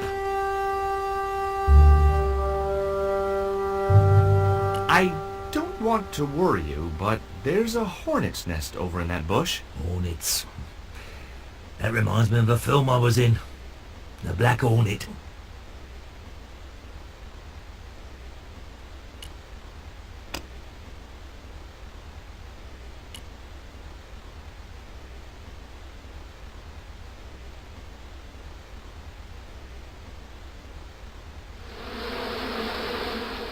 Those hornets were not pleased.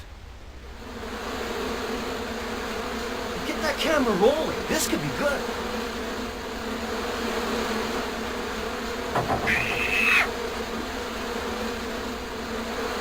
Cut and printed. That was brilliant, folks.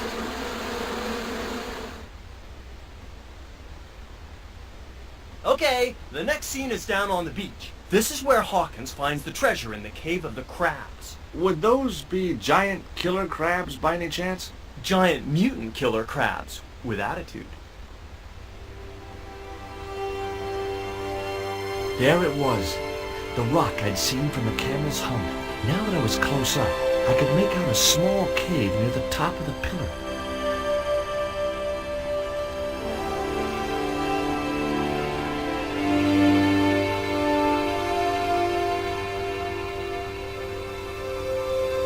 Hey, you! Trouble! Who, me?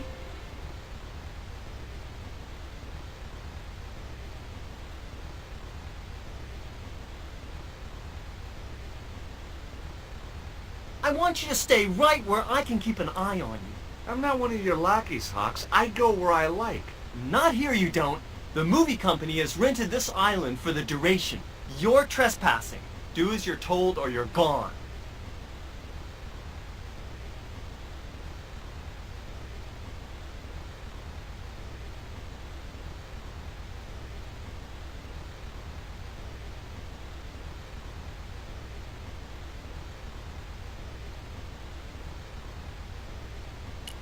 There it was, the column of rock I'd seen from the camel's hump. It was a lot taller than I'd expected.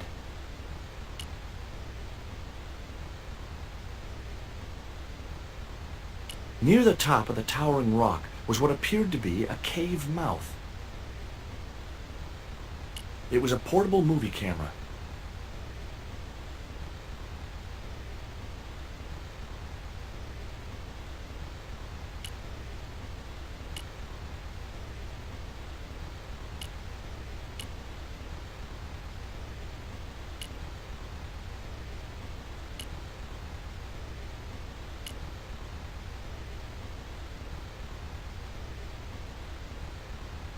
Hey, Surfer Boy, stay out of there. Oh, what is it this time? That's the wardrobe tent. You've got no business to be going in there. Looked like I wasn't going to get to play dress-up.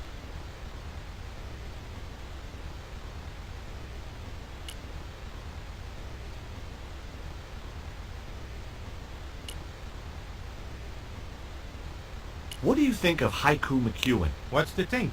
The kid will have earned more by the time his balls drop than I'll earn in a lifetime. Good luck to him.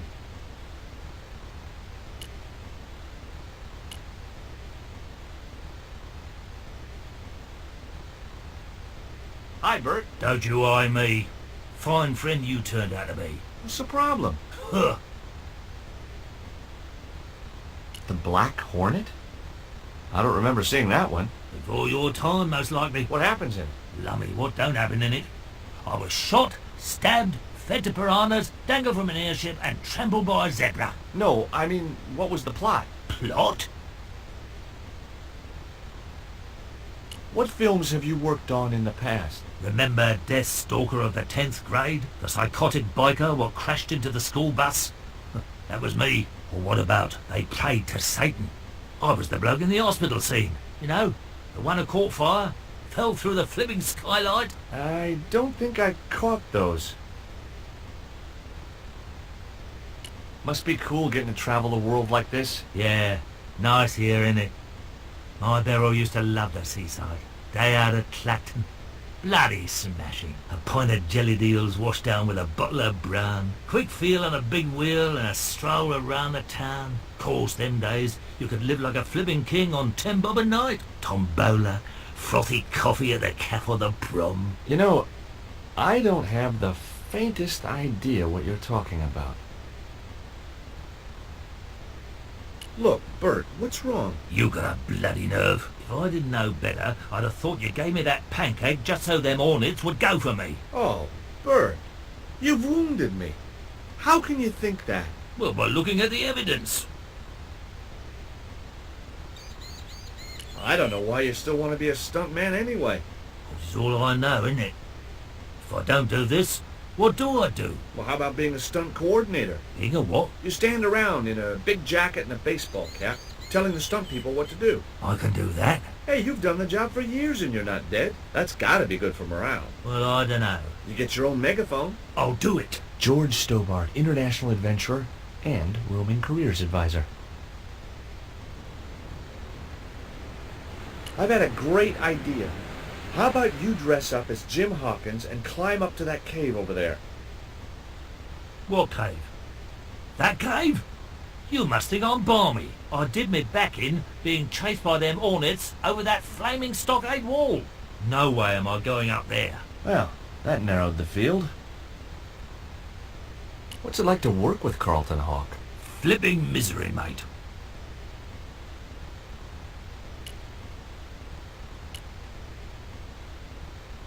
Hey, Haiku.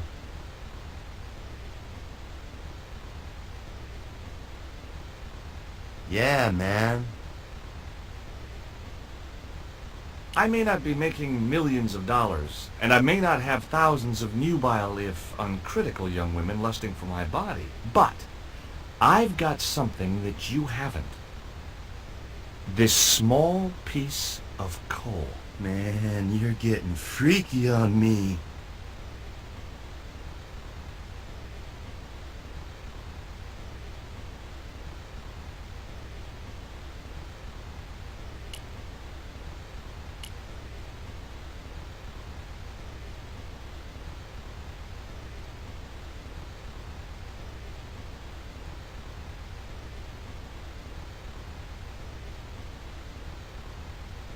You know what the locals call this place, don't you? No, but I guess you're gonna tell me. Zombie Island. Zombies? A crazed gleam came into his eye. Get me the writers. Get me makeup. I want zombie pirates in this movie by the end of today. What's the name of the movie? Are you trying to be funny? No. It's Treasure Island. The only book I ever read twice.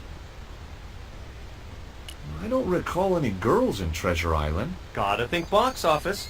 People like that kind of thing. What other changes have you made to the story?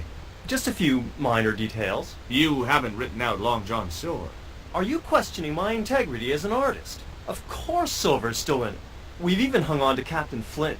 His parrot. His trained attack falcon. Why do you think Blind Pew's blind? Did you say you've changed the ending of the story? That's right. Do they find the treasure? Yeah, but that comes later, after they've escaped the volcanic eruption. A volcano? Sure. Krakatoa. All the millions spent on a movie, and nobody thinks to buy an atlas. Who's playing Jim Hawkins? Haiku McEwen. Oh, don't tell me you've never heard of him. I don't go to the movies too often. Jeez. Haiku is only the hottest teen star in Hollywood. That's why we're on such a tight schedule. Gotta film the close-ups before he hits puberty. You don't look happy. Why should I be happy? Look at that cave. It's supposed to be where the treasure is. So? Look at it. It's crap. Does that look like the sort of place anybody would hide treasure? I should have had props build me a proper damn cave. A cinematic cave.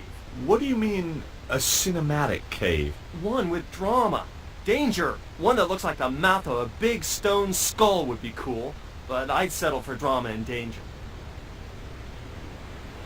Why don't you use that cave up on the rock pillar at the end of the beach? We don't have a stuntman anymore. Hey, I'll do the stunt. I appreciate the offer, but if you fall, you'll sue us. No, I won't. Everybody hear that? I heard it. Good enough, we're covered. Got any experience? Death-defying leaps, desperate fistfights, getting caught in explosions, you name it. Okay, people, move out. We're shooting the scene at the end of the beach. No, we're not. The camera's still bogged down. Shoot, I forgot about that. No go, Stobart. We'll have to use this cave after all. Who's the leading lady? Don't you recognize her? That's Sharon Kowalski. Oh, right. I'd never heard of her. I was talking to Mr. Savage, the stuntman. Is he all right? What makes you say that? He's not making any sense. The guy's English.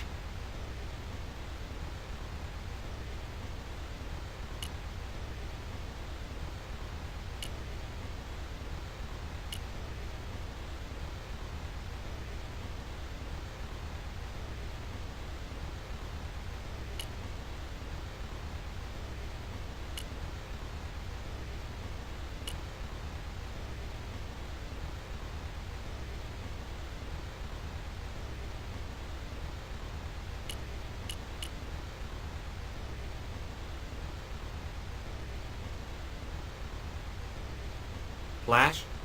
Yep. We can't film at the Needle Rock because the camera's bogged down, right? You got it, champ. So why can't we use the portable camera instead? You know, that's a pretty smart idea.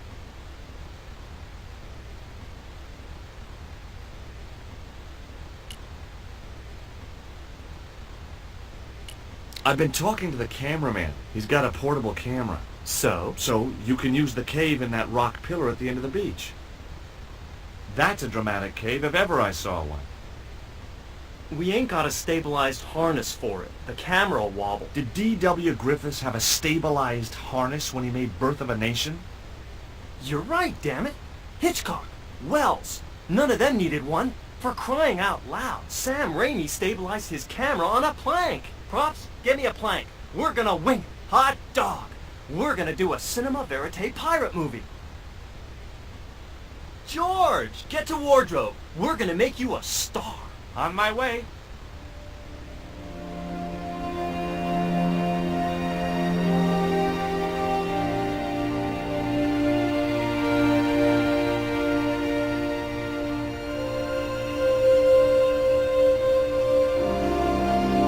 Ready when you are, Mr. Hawks.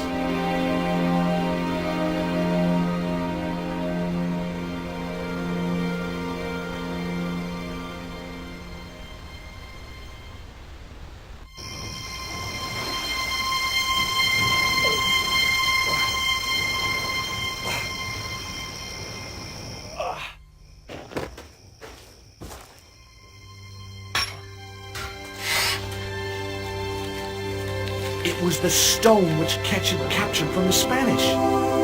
The Eagle Stone.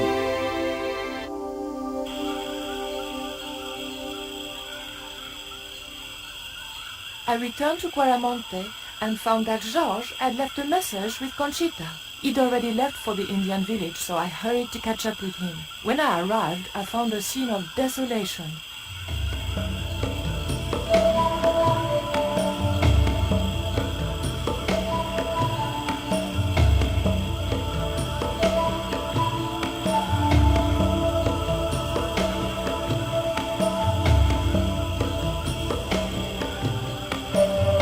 These sunglasses are Georges.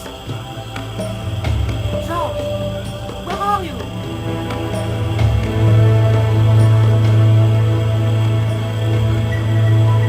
Titi Boko, I'm almost glad to see you.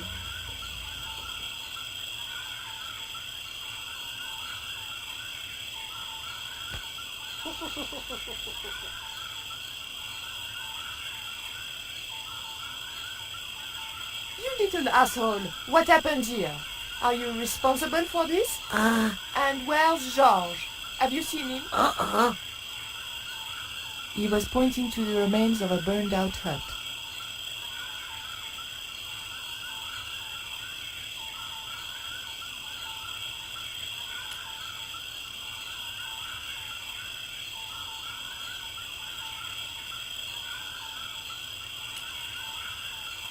These are Georges' shades, right?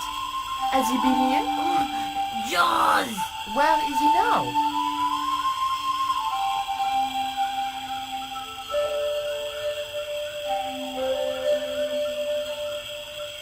What's that? It looks like the stone we bought from Paris, but it's different. Yes, it has a carving of an eagle. That clinches it. Georges must have found this stone in the Caribbean and managed to hide the stone when the village was attacked by Carzak's men. I hope to God that Georges was all right. Where's Georges? Georges has been here, right? He was pointing to the smoldering remains of a hut.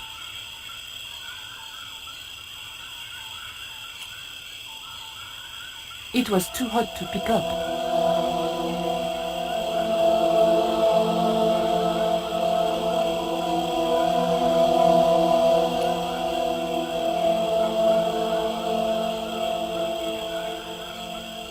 I didn't need the lantern since it was still daylight. Besides, it was broken.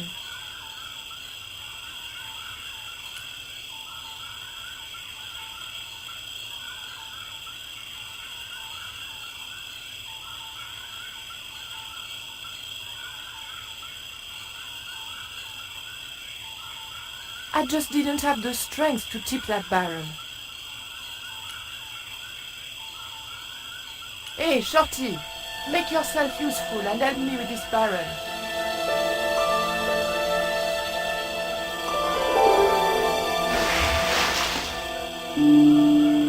Thanks.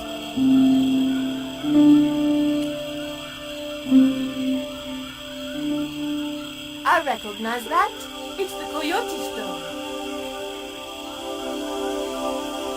I had the coyote and jaguar stones. Titi Boko had the eagle, according to the shaman. That's all we needed to deal with Tezcatlipoca. Pity he hadn't any ideas for dealing with Karzak.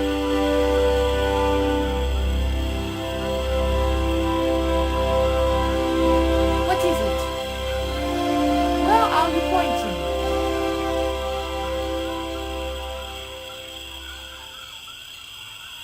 The ground was covered with ashes.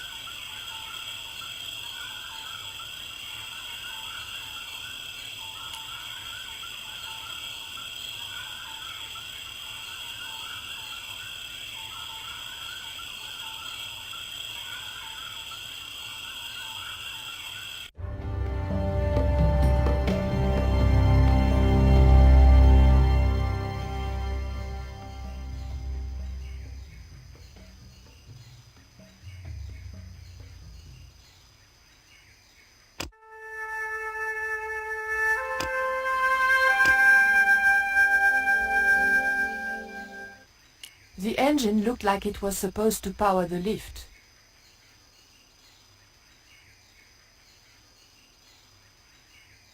It was an old electricity generator.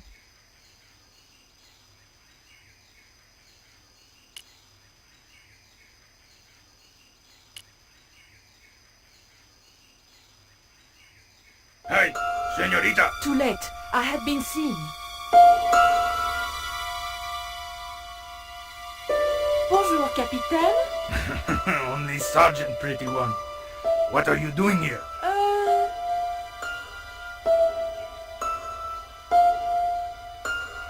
Snuggles said I could come here with him. Snuggles? Oh, I mean the General.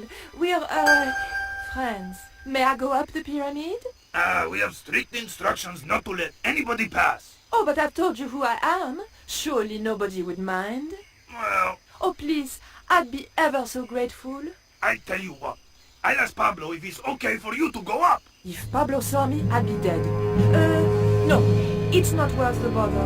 I'm not really that interested in their stupid pyramid anyway. Well, okay. It's men's work up there anyway. I'll just run along and play around here, okay? Okay, you do that. It looked like Karzak was using Quaramontean troops and local Indians as his guards.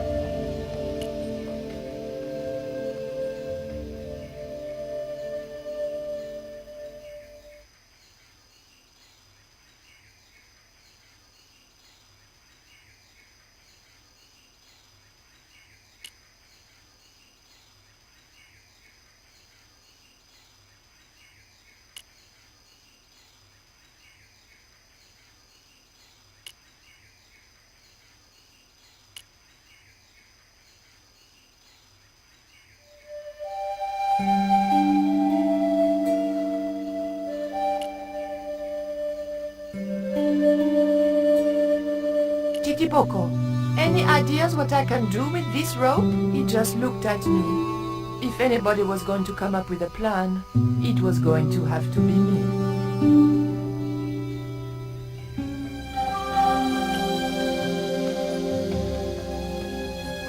The scaffold gantry went all the way up the pyramid.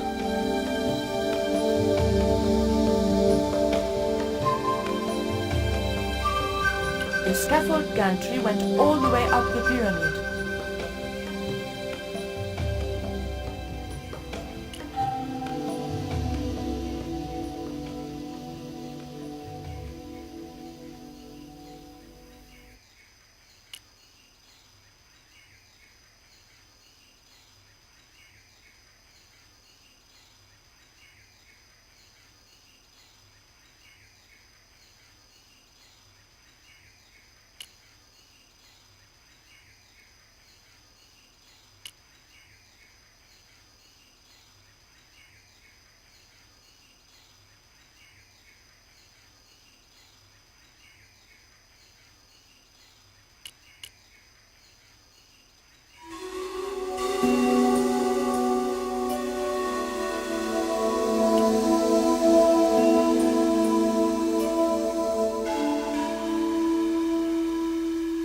Titipoko, I have an important job for you. Take this rope to the top of this scaffolding and throw it over the top. Oh.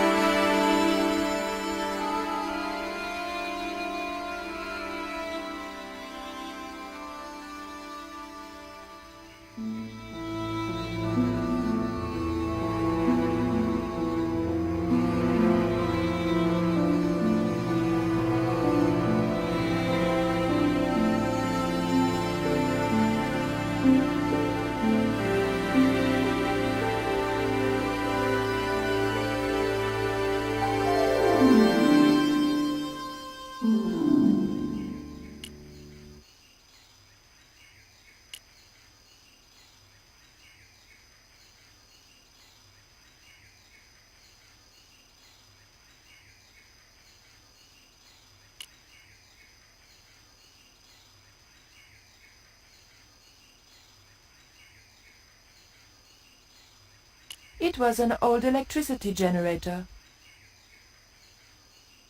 It looked like a fuel line.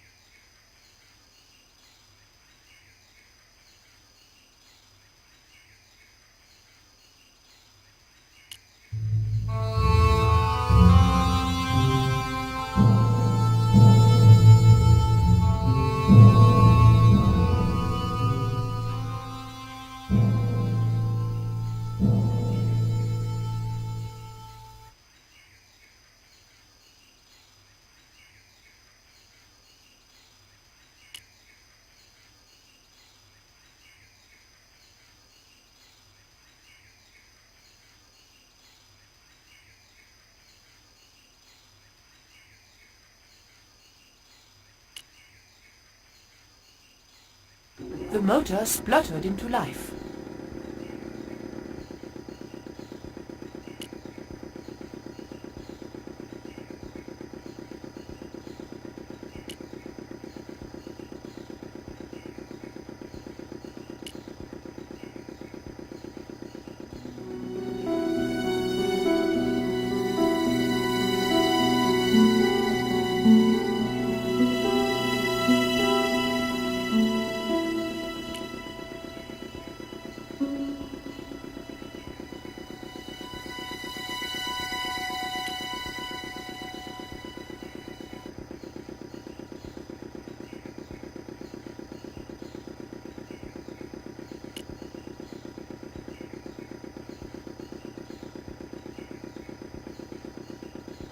Titipoco, when I tell you, I want you to copy what I am doing. Copy.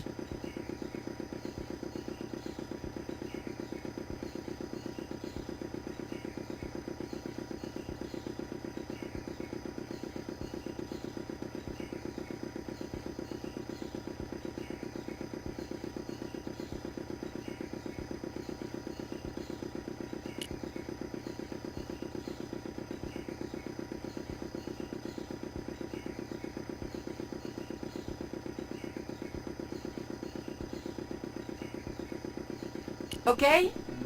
Copy.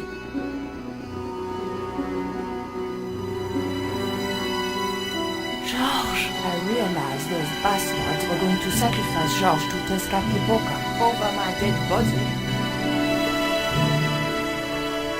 Thankfully, George was the only one to notice me. Where are they? The eclipse is about to happen.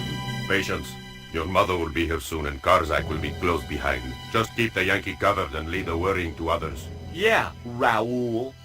The maniacs were going to sacrifice George. Shut up, Stobart. Just shut up! Calm down. He's no threat. Hey, Raoul, why don't you do us both a favor and shoot Pablo? You're very funny, Stobart. I haven't forgotten Marseille. When Karzak cuts your heart out, I'll be the one laughing. I'll bet I'm not the only one due for the chop around here either. Hey, Raoul? I'm warning you. Raoul was a bundle of raw nerves. I hoped George wouldn't push him too far.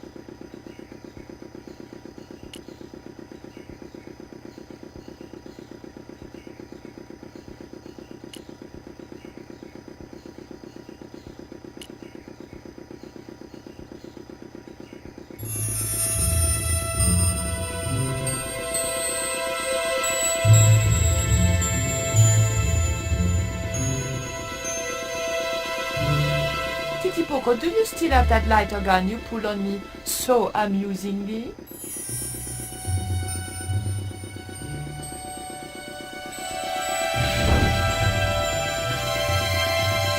What's going on over there? Do you need help, my pretty? Nothing's wrong. I dropped, a cigarette, but everything is under control. I'll have the fire out in a minute or two.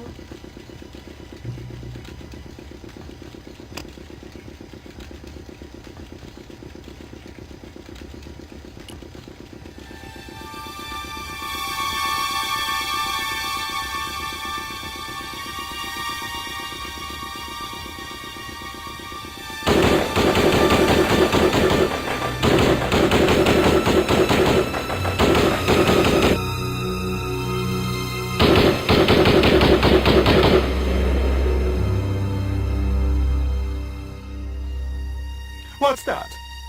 What's happening? Trouble. Give it up. The pyramid's surrounded. I'll find out what the trouble is. Watch Stubber doesn't pull any tricks. If he does, shoot him in the head, not through the heart. Why does it matter? He'll be dead either way. His heart belongs to Tezcatlipoca. That's not true. We just had dinner a couple of times.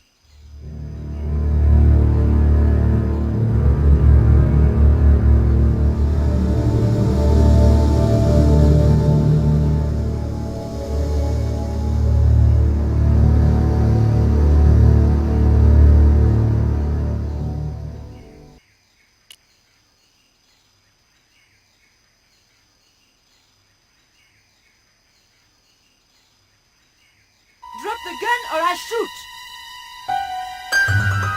Please, don't hurt me. Don't worry yourself, my finger isn't loaded. Nico, what are you doing here? Firstly, I'm going to set Georges free, and then screw up Karzak's scheme. No, I can't let you do that. Karzak has promised me power. Raoul, wake up. The only thing Karzak has on offer is death. You may want to ask Oublier, except you can't. Karzak murdered him. You're lying. Oubier's in Europe. Sure, he's in Europe. In London, on a mortuary slab with 2 bullet holes in him. But Karzak promised. When he frees Tezcatlipoca, we'll all be granted great power. Listen to her, Raoul. Karzak's insane. I don't know. I need to think. You've let your mother do your thinking for you up to now. You need to think for yourself. Your mother and Karzak think alike. There's only one expendable member of the plan left, and that's you. Mother would never betray me. Oh, I'm tired of trying to reason with you, Raoul. Titipoco. Watch this man, and if he makes a move, shoot him with your gun.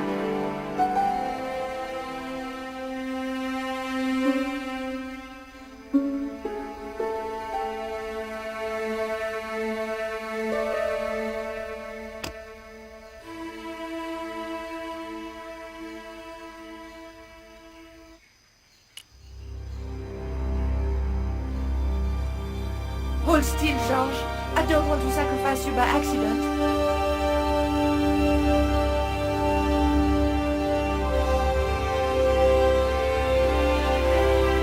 You have no idea how glad I am to see you. They were going to cut your heart out. I think I can guess. We can save the happy reunions for later. We've got to move. Come on!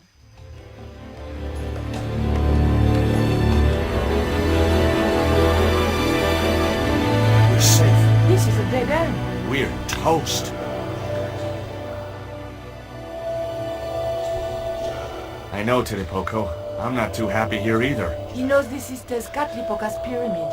The house of the enemy. Well, we can't stay here like rats in a trap. And we can't go out the way we came in. It would be suicide. I'll have a look round. Maybe there's another way out. In the meantime... Take this. It's the Coyote Stone. It might bring you luck, I hope. You managed to recover the stones from the village? Then we might have a chance after all. Incidentally, what would Titipoco have done if Graciento had moved? Titipoco? Nothing. He's given up violence.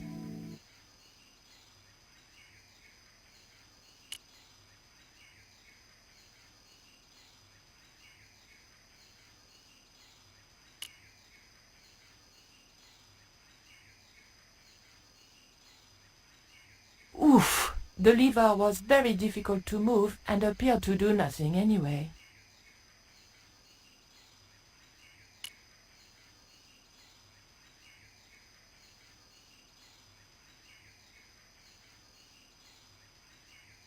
Georges? Yeah? That lever didn't seem to do anything. Know what I say? Nil desperandum. Georges, sometimes I could just punch you.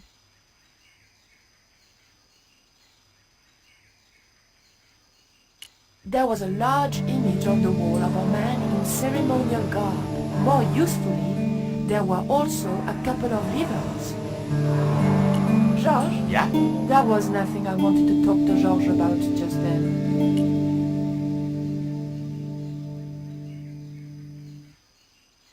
Heave! Still no good.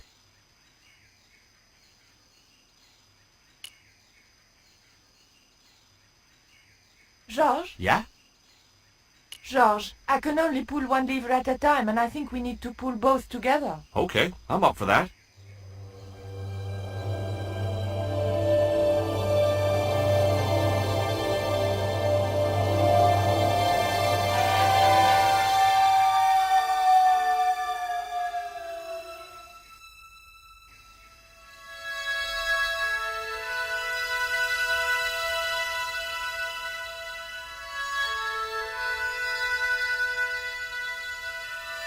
Raoul, there's something suspicious. This sacrifice! Where is it? Nico was here with Titipoco. They set him free. I couldn't stop them. You idiot! I should have strangled you at birth. Titipoco's gone soft. He wouldn't have hurt you. I know that. The darkness of this sun is almost upon us, and we have no sacrifice to appease Tezcatlipoca. Have you any idea what your incompetence will cost us? I think so. And I'm glad. What? The Mayans weren't fools. Tezcatlipoca should stay exactly where they put him. Finally got some backbone from somewhere, huh? Shame it's so late in the day. I'd rather die than see you at Karzak with that devil's power. Fine, we're still a sacrifice show. See, the eclipse begins. Pablo, kill him! Tezcatlipoca can feed upon his yellow heart. Nico was right all along, but it's still not too late. Come on then, Pablo. Let's see who sacrifices who.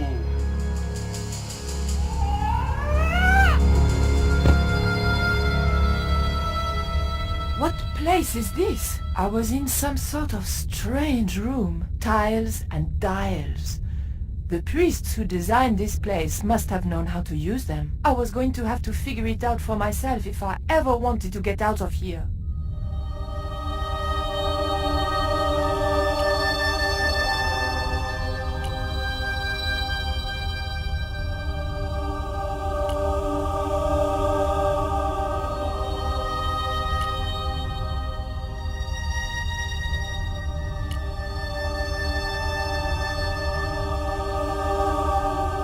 There was a statue of a monkey.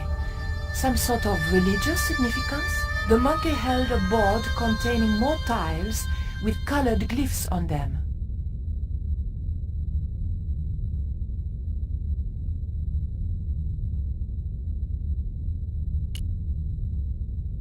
The tile didn't move at all. The tile didn't move at all.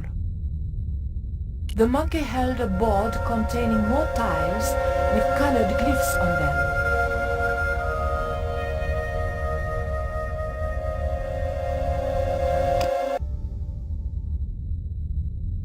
The monkey held a board containing more tiles with colored glyphs on them.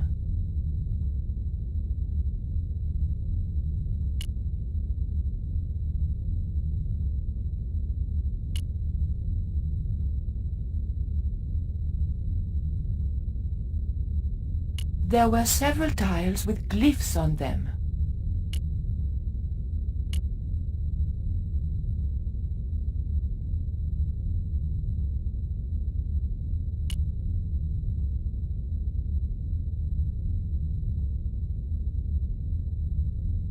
The tile moved slightly.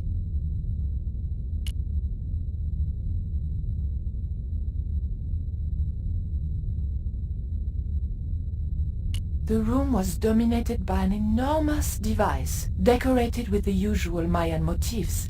It held 2 great discs, each covered in glyphs.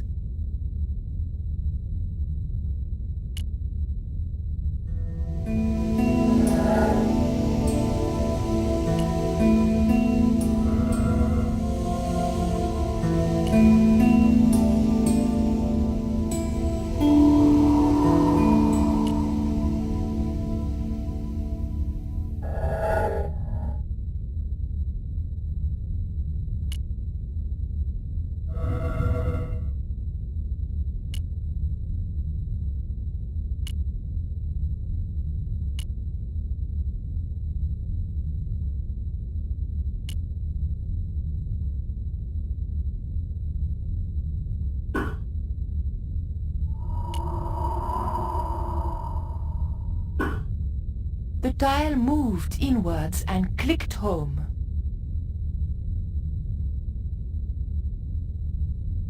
The monkey held a board containing more tiles with colored glyphs on them.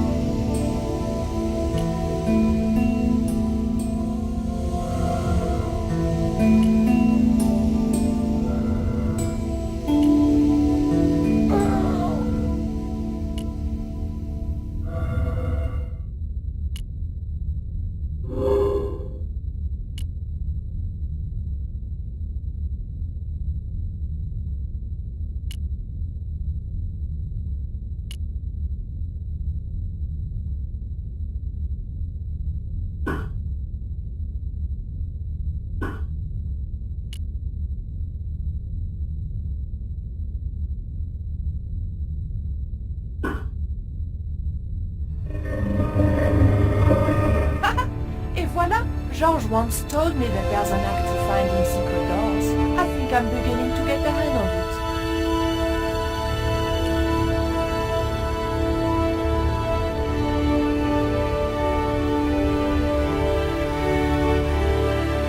So I thought, this is it, you know? This is true love. Anyway, I have to leave for a few weeks, and when I come back, what do I find? Damn right. And with who? Labano, that creep. Huh? Yeah, that's exactly what I thought.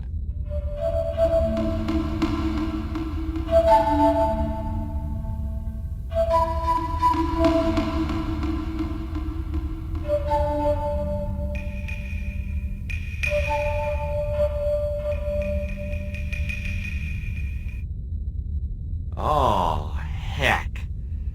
Looks like another dead-end titty poco. Any ideas?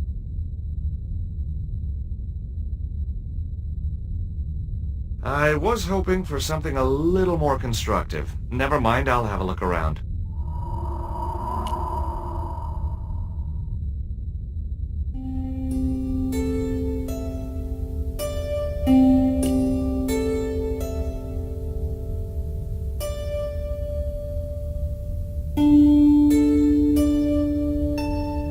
Look, I need to light this torch. Can you do something clever with a couple of sticks, or flint and tinder, or...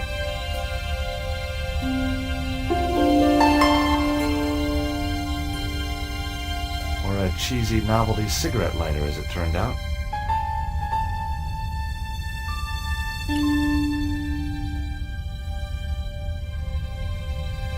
Well, there was nothing else to do around here, so I pulled the lever.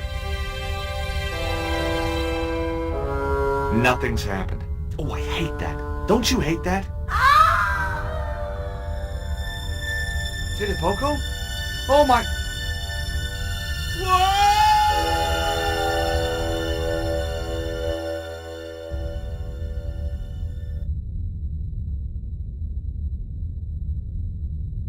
Great. I had no idea where I was, no idea where the others had got to, and time was running out to stop Karzak. Still, I wasn't dead yet, so it wasn't all bad news.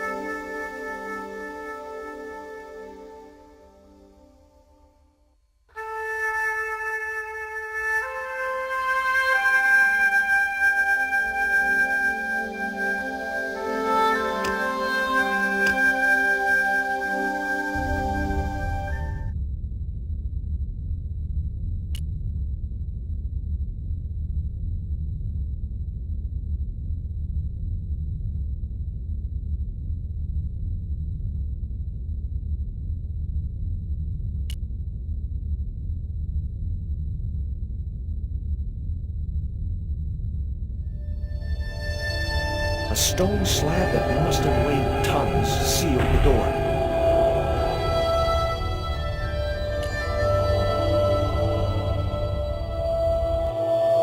Charming.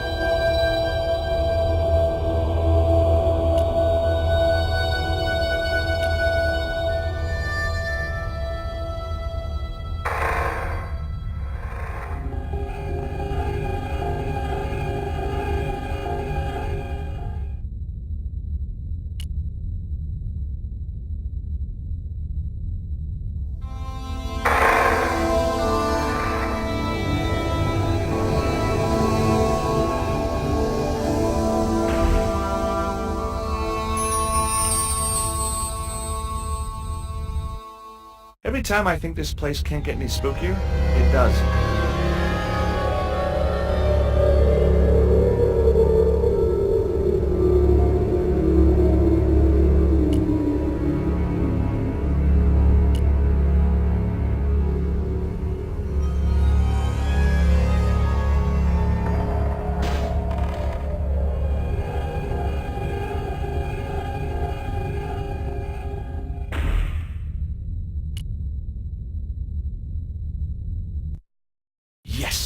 Finally! I'm out of here.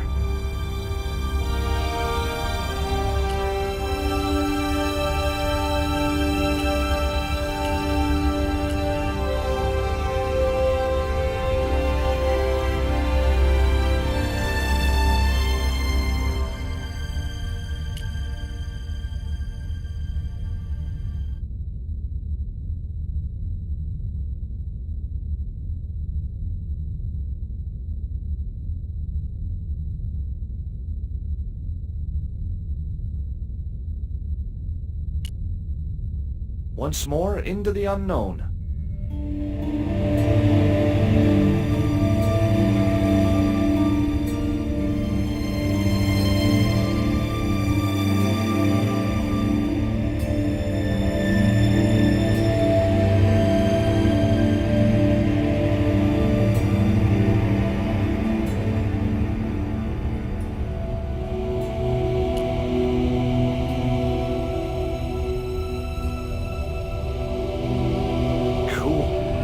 Onwards and downwards, Mr. Stobart.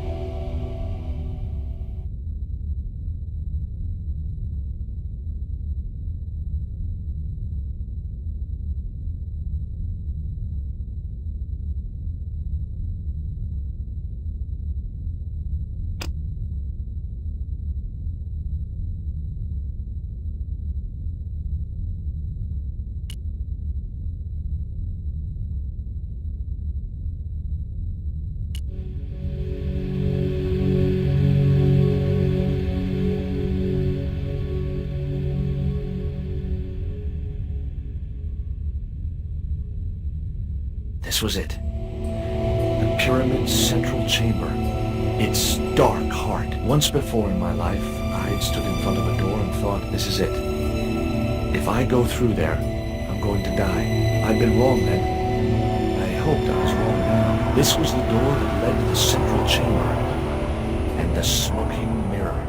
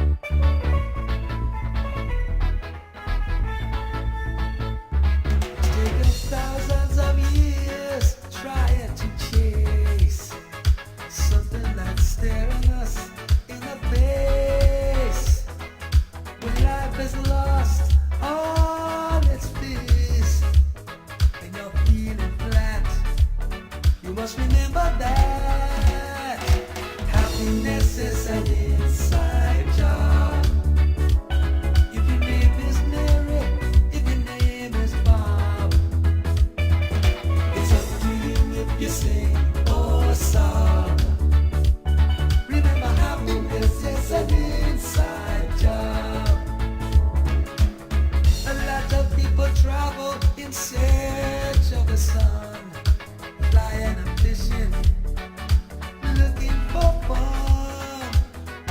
But it isn't easy leaving cares behind. Pretty soon you'll find happiness is an inside job. If your name is Mary, if your name is Bob, it's up to you if you sing or sob. Remember, happiness is an inside job. You can have a house on top of the hill, bank accounts worth a couple of mil. But when you lose your spark and your spirit's deep, hang to this little tip. Happiness is an inside job. Your name is Mary or your name is Bob. It's up to you if you sing or sob. Remember, happiness is an inside. Happiness is an inside. Happiness is an inside job.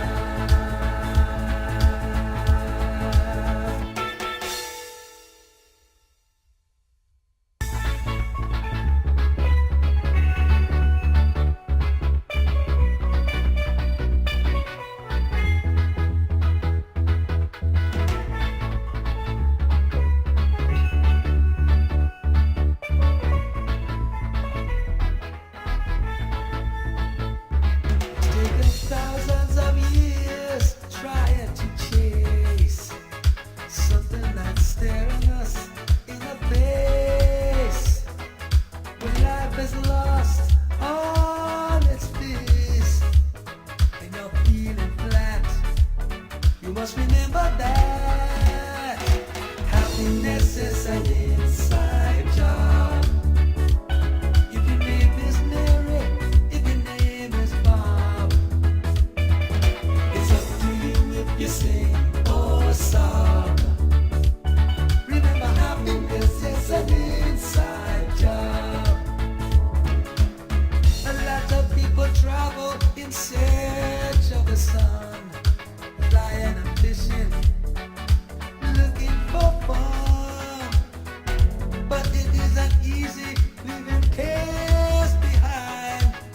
Pretty soon you'll find happiness is an inside job. If your name is Mary, if your name is Bob, it's up to you if you sing or sob.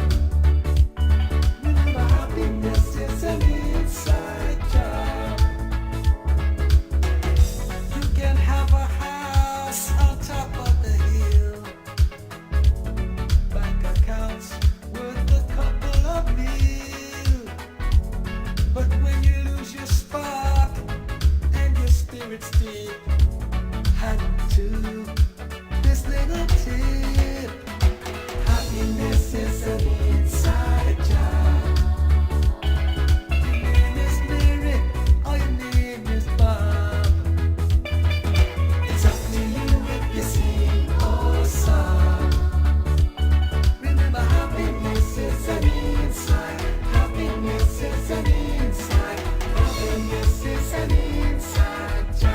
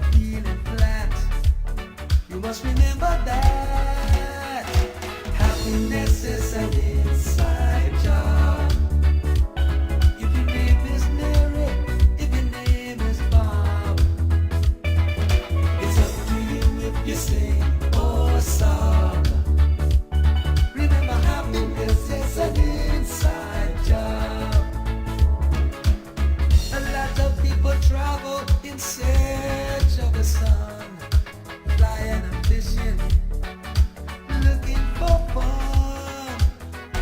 But it isn't easy leaving cares behind. Pretty soon you'll find happiness is a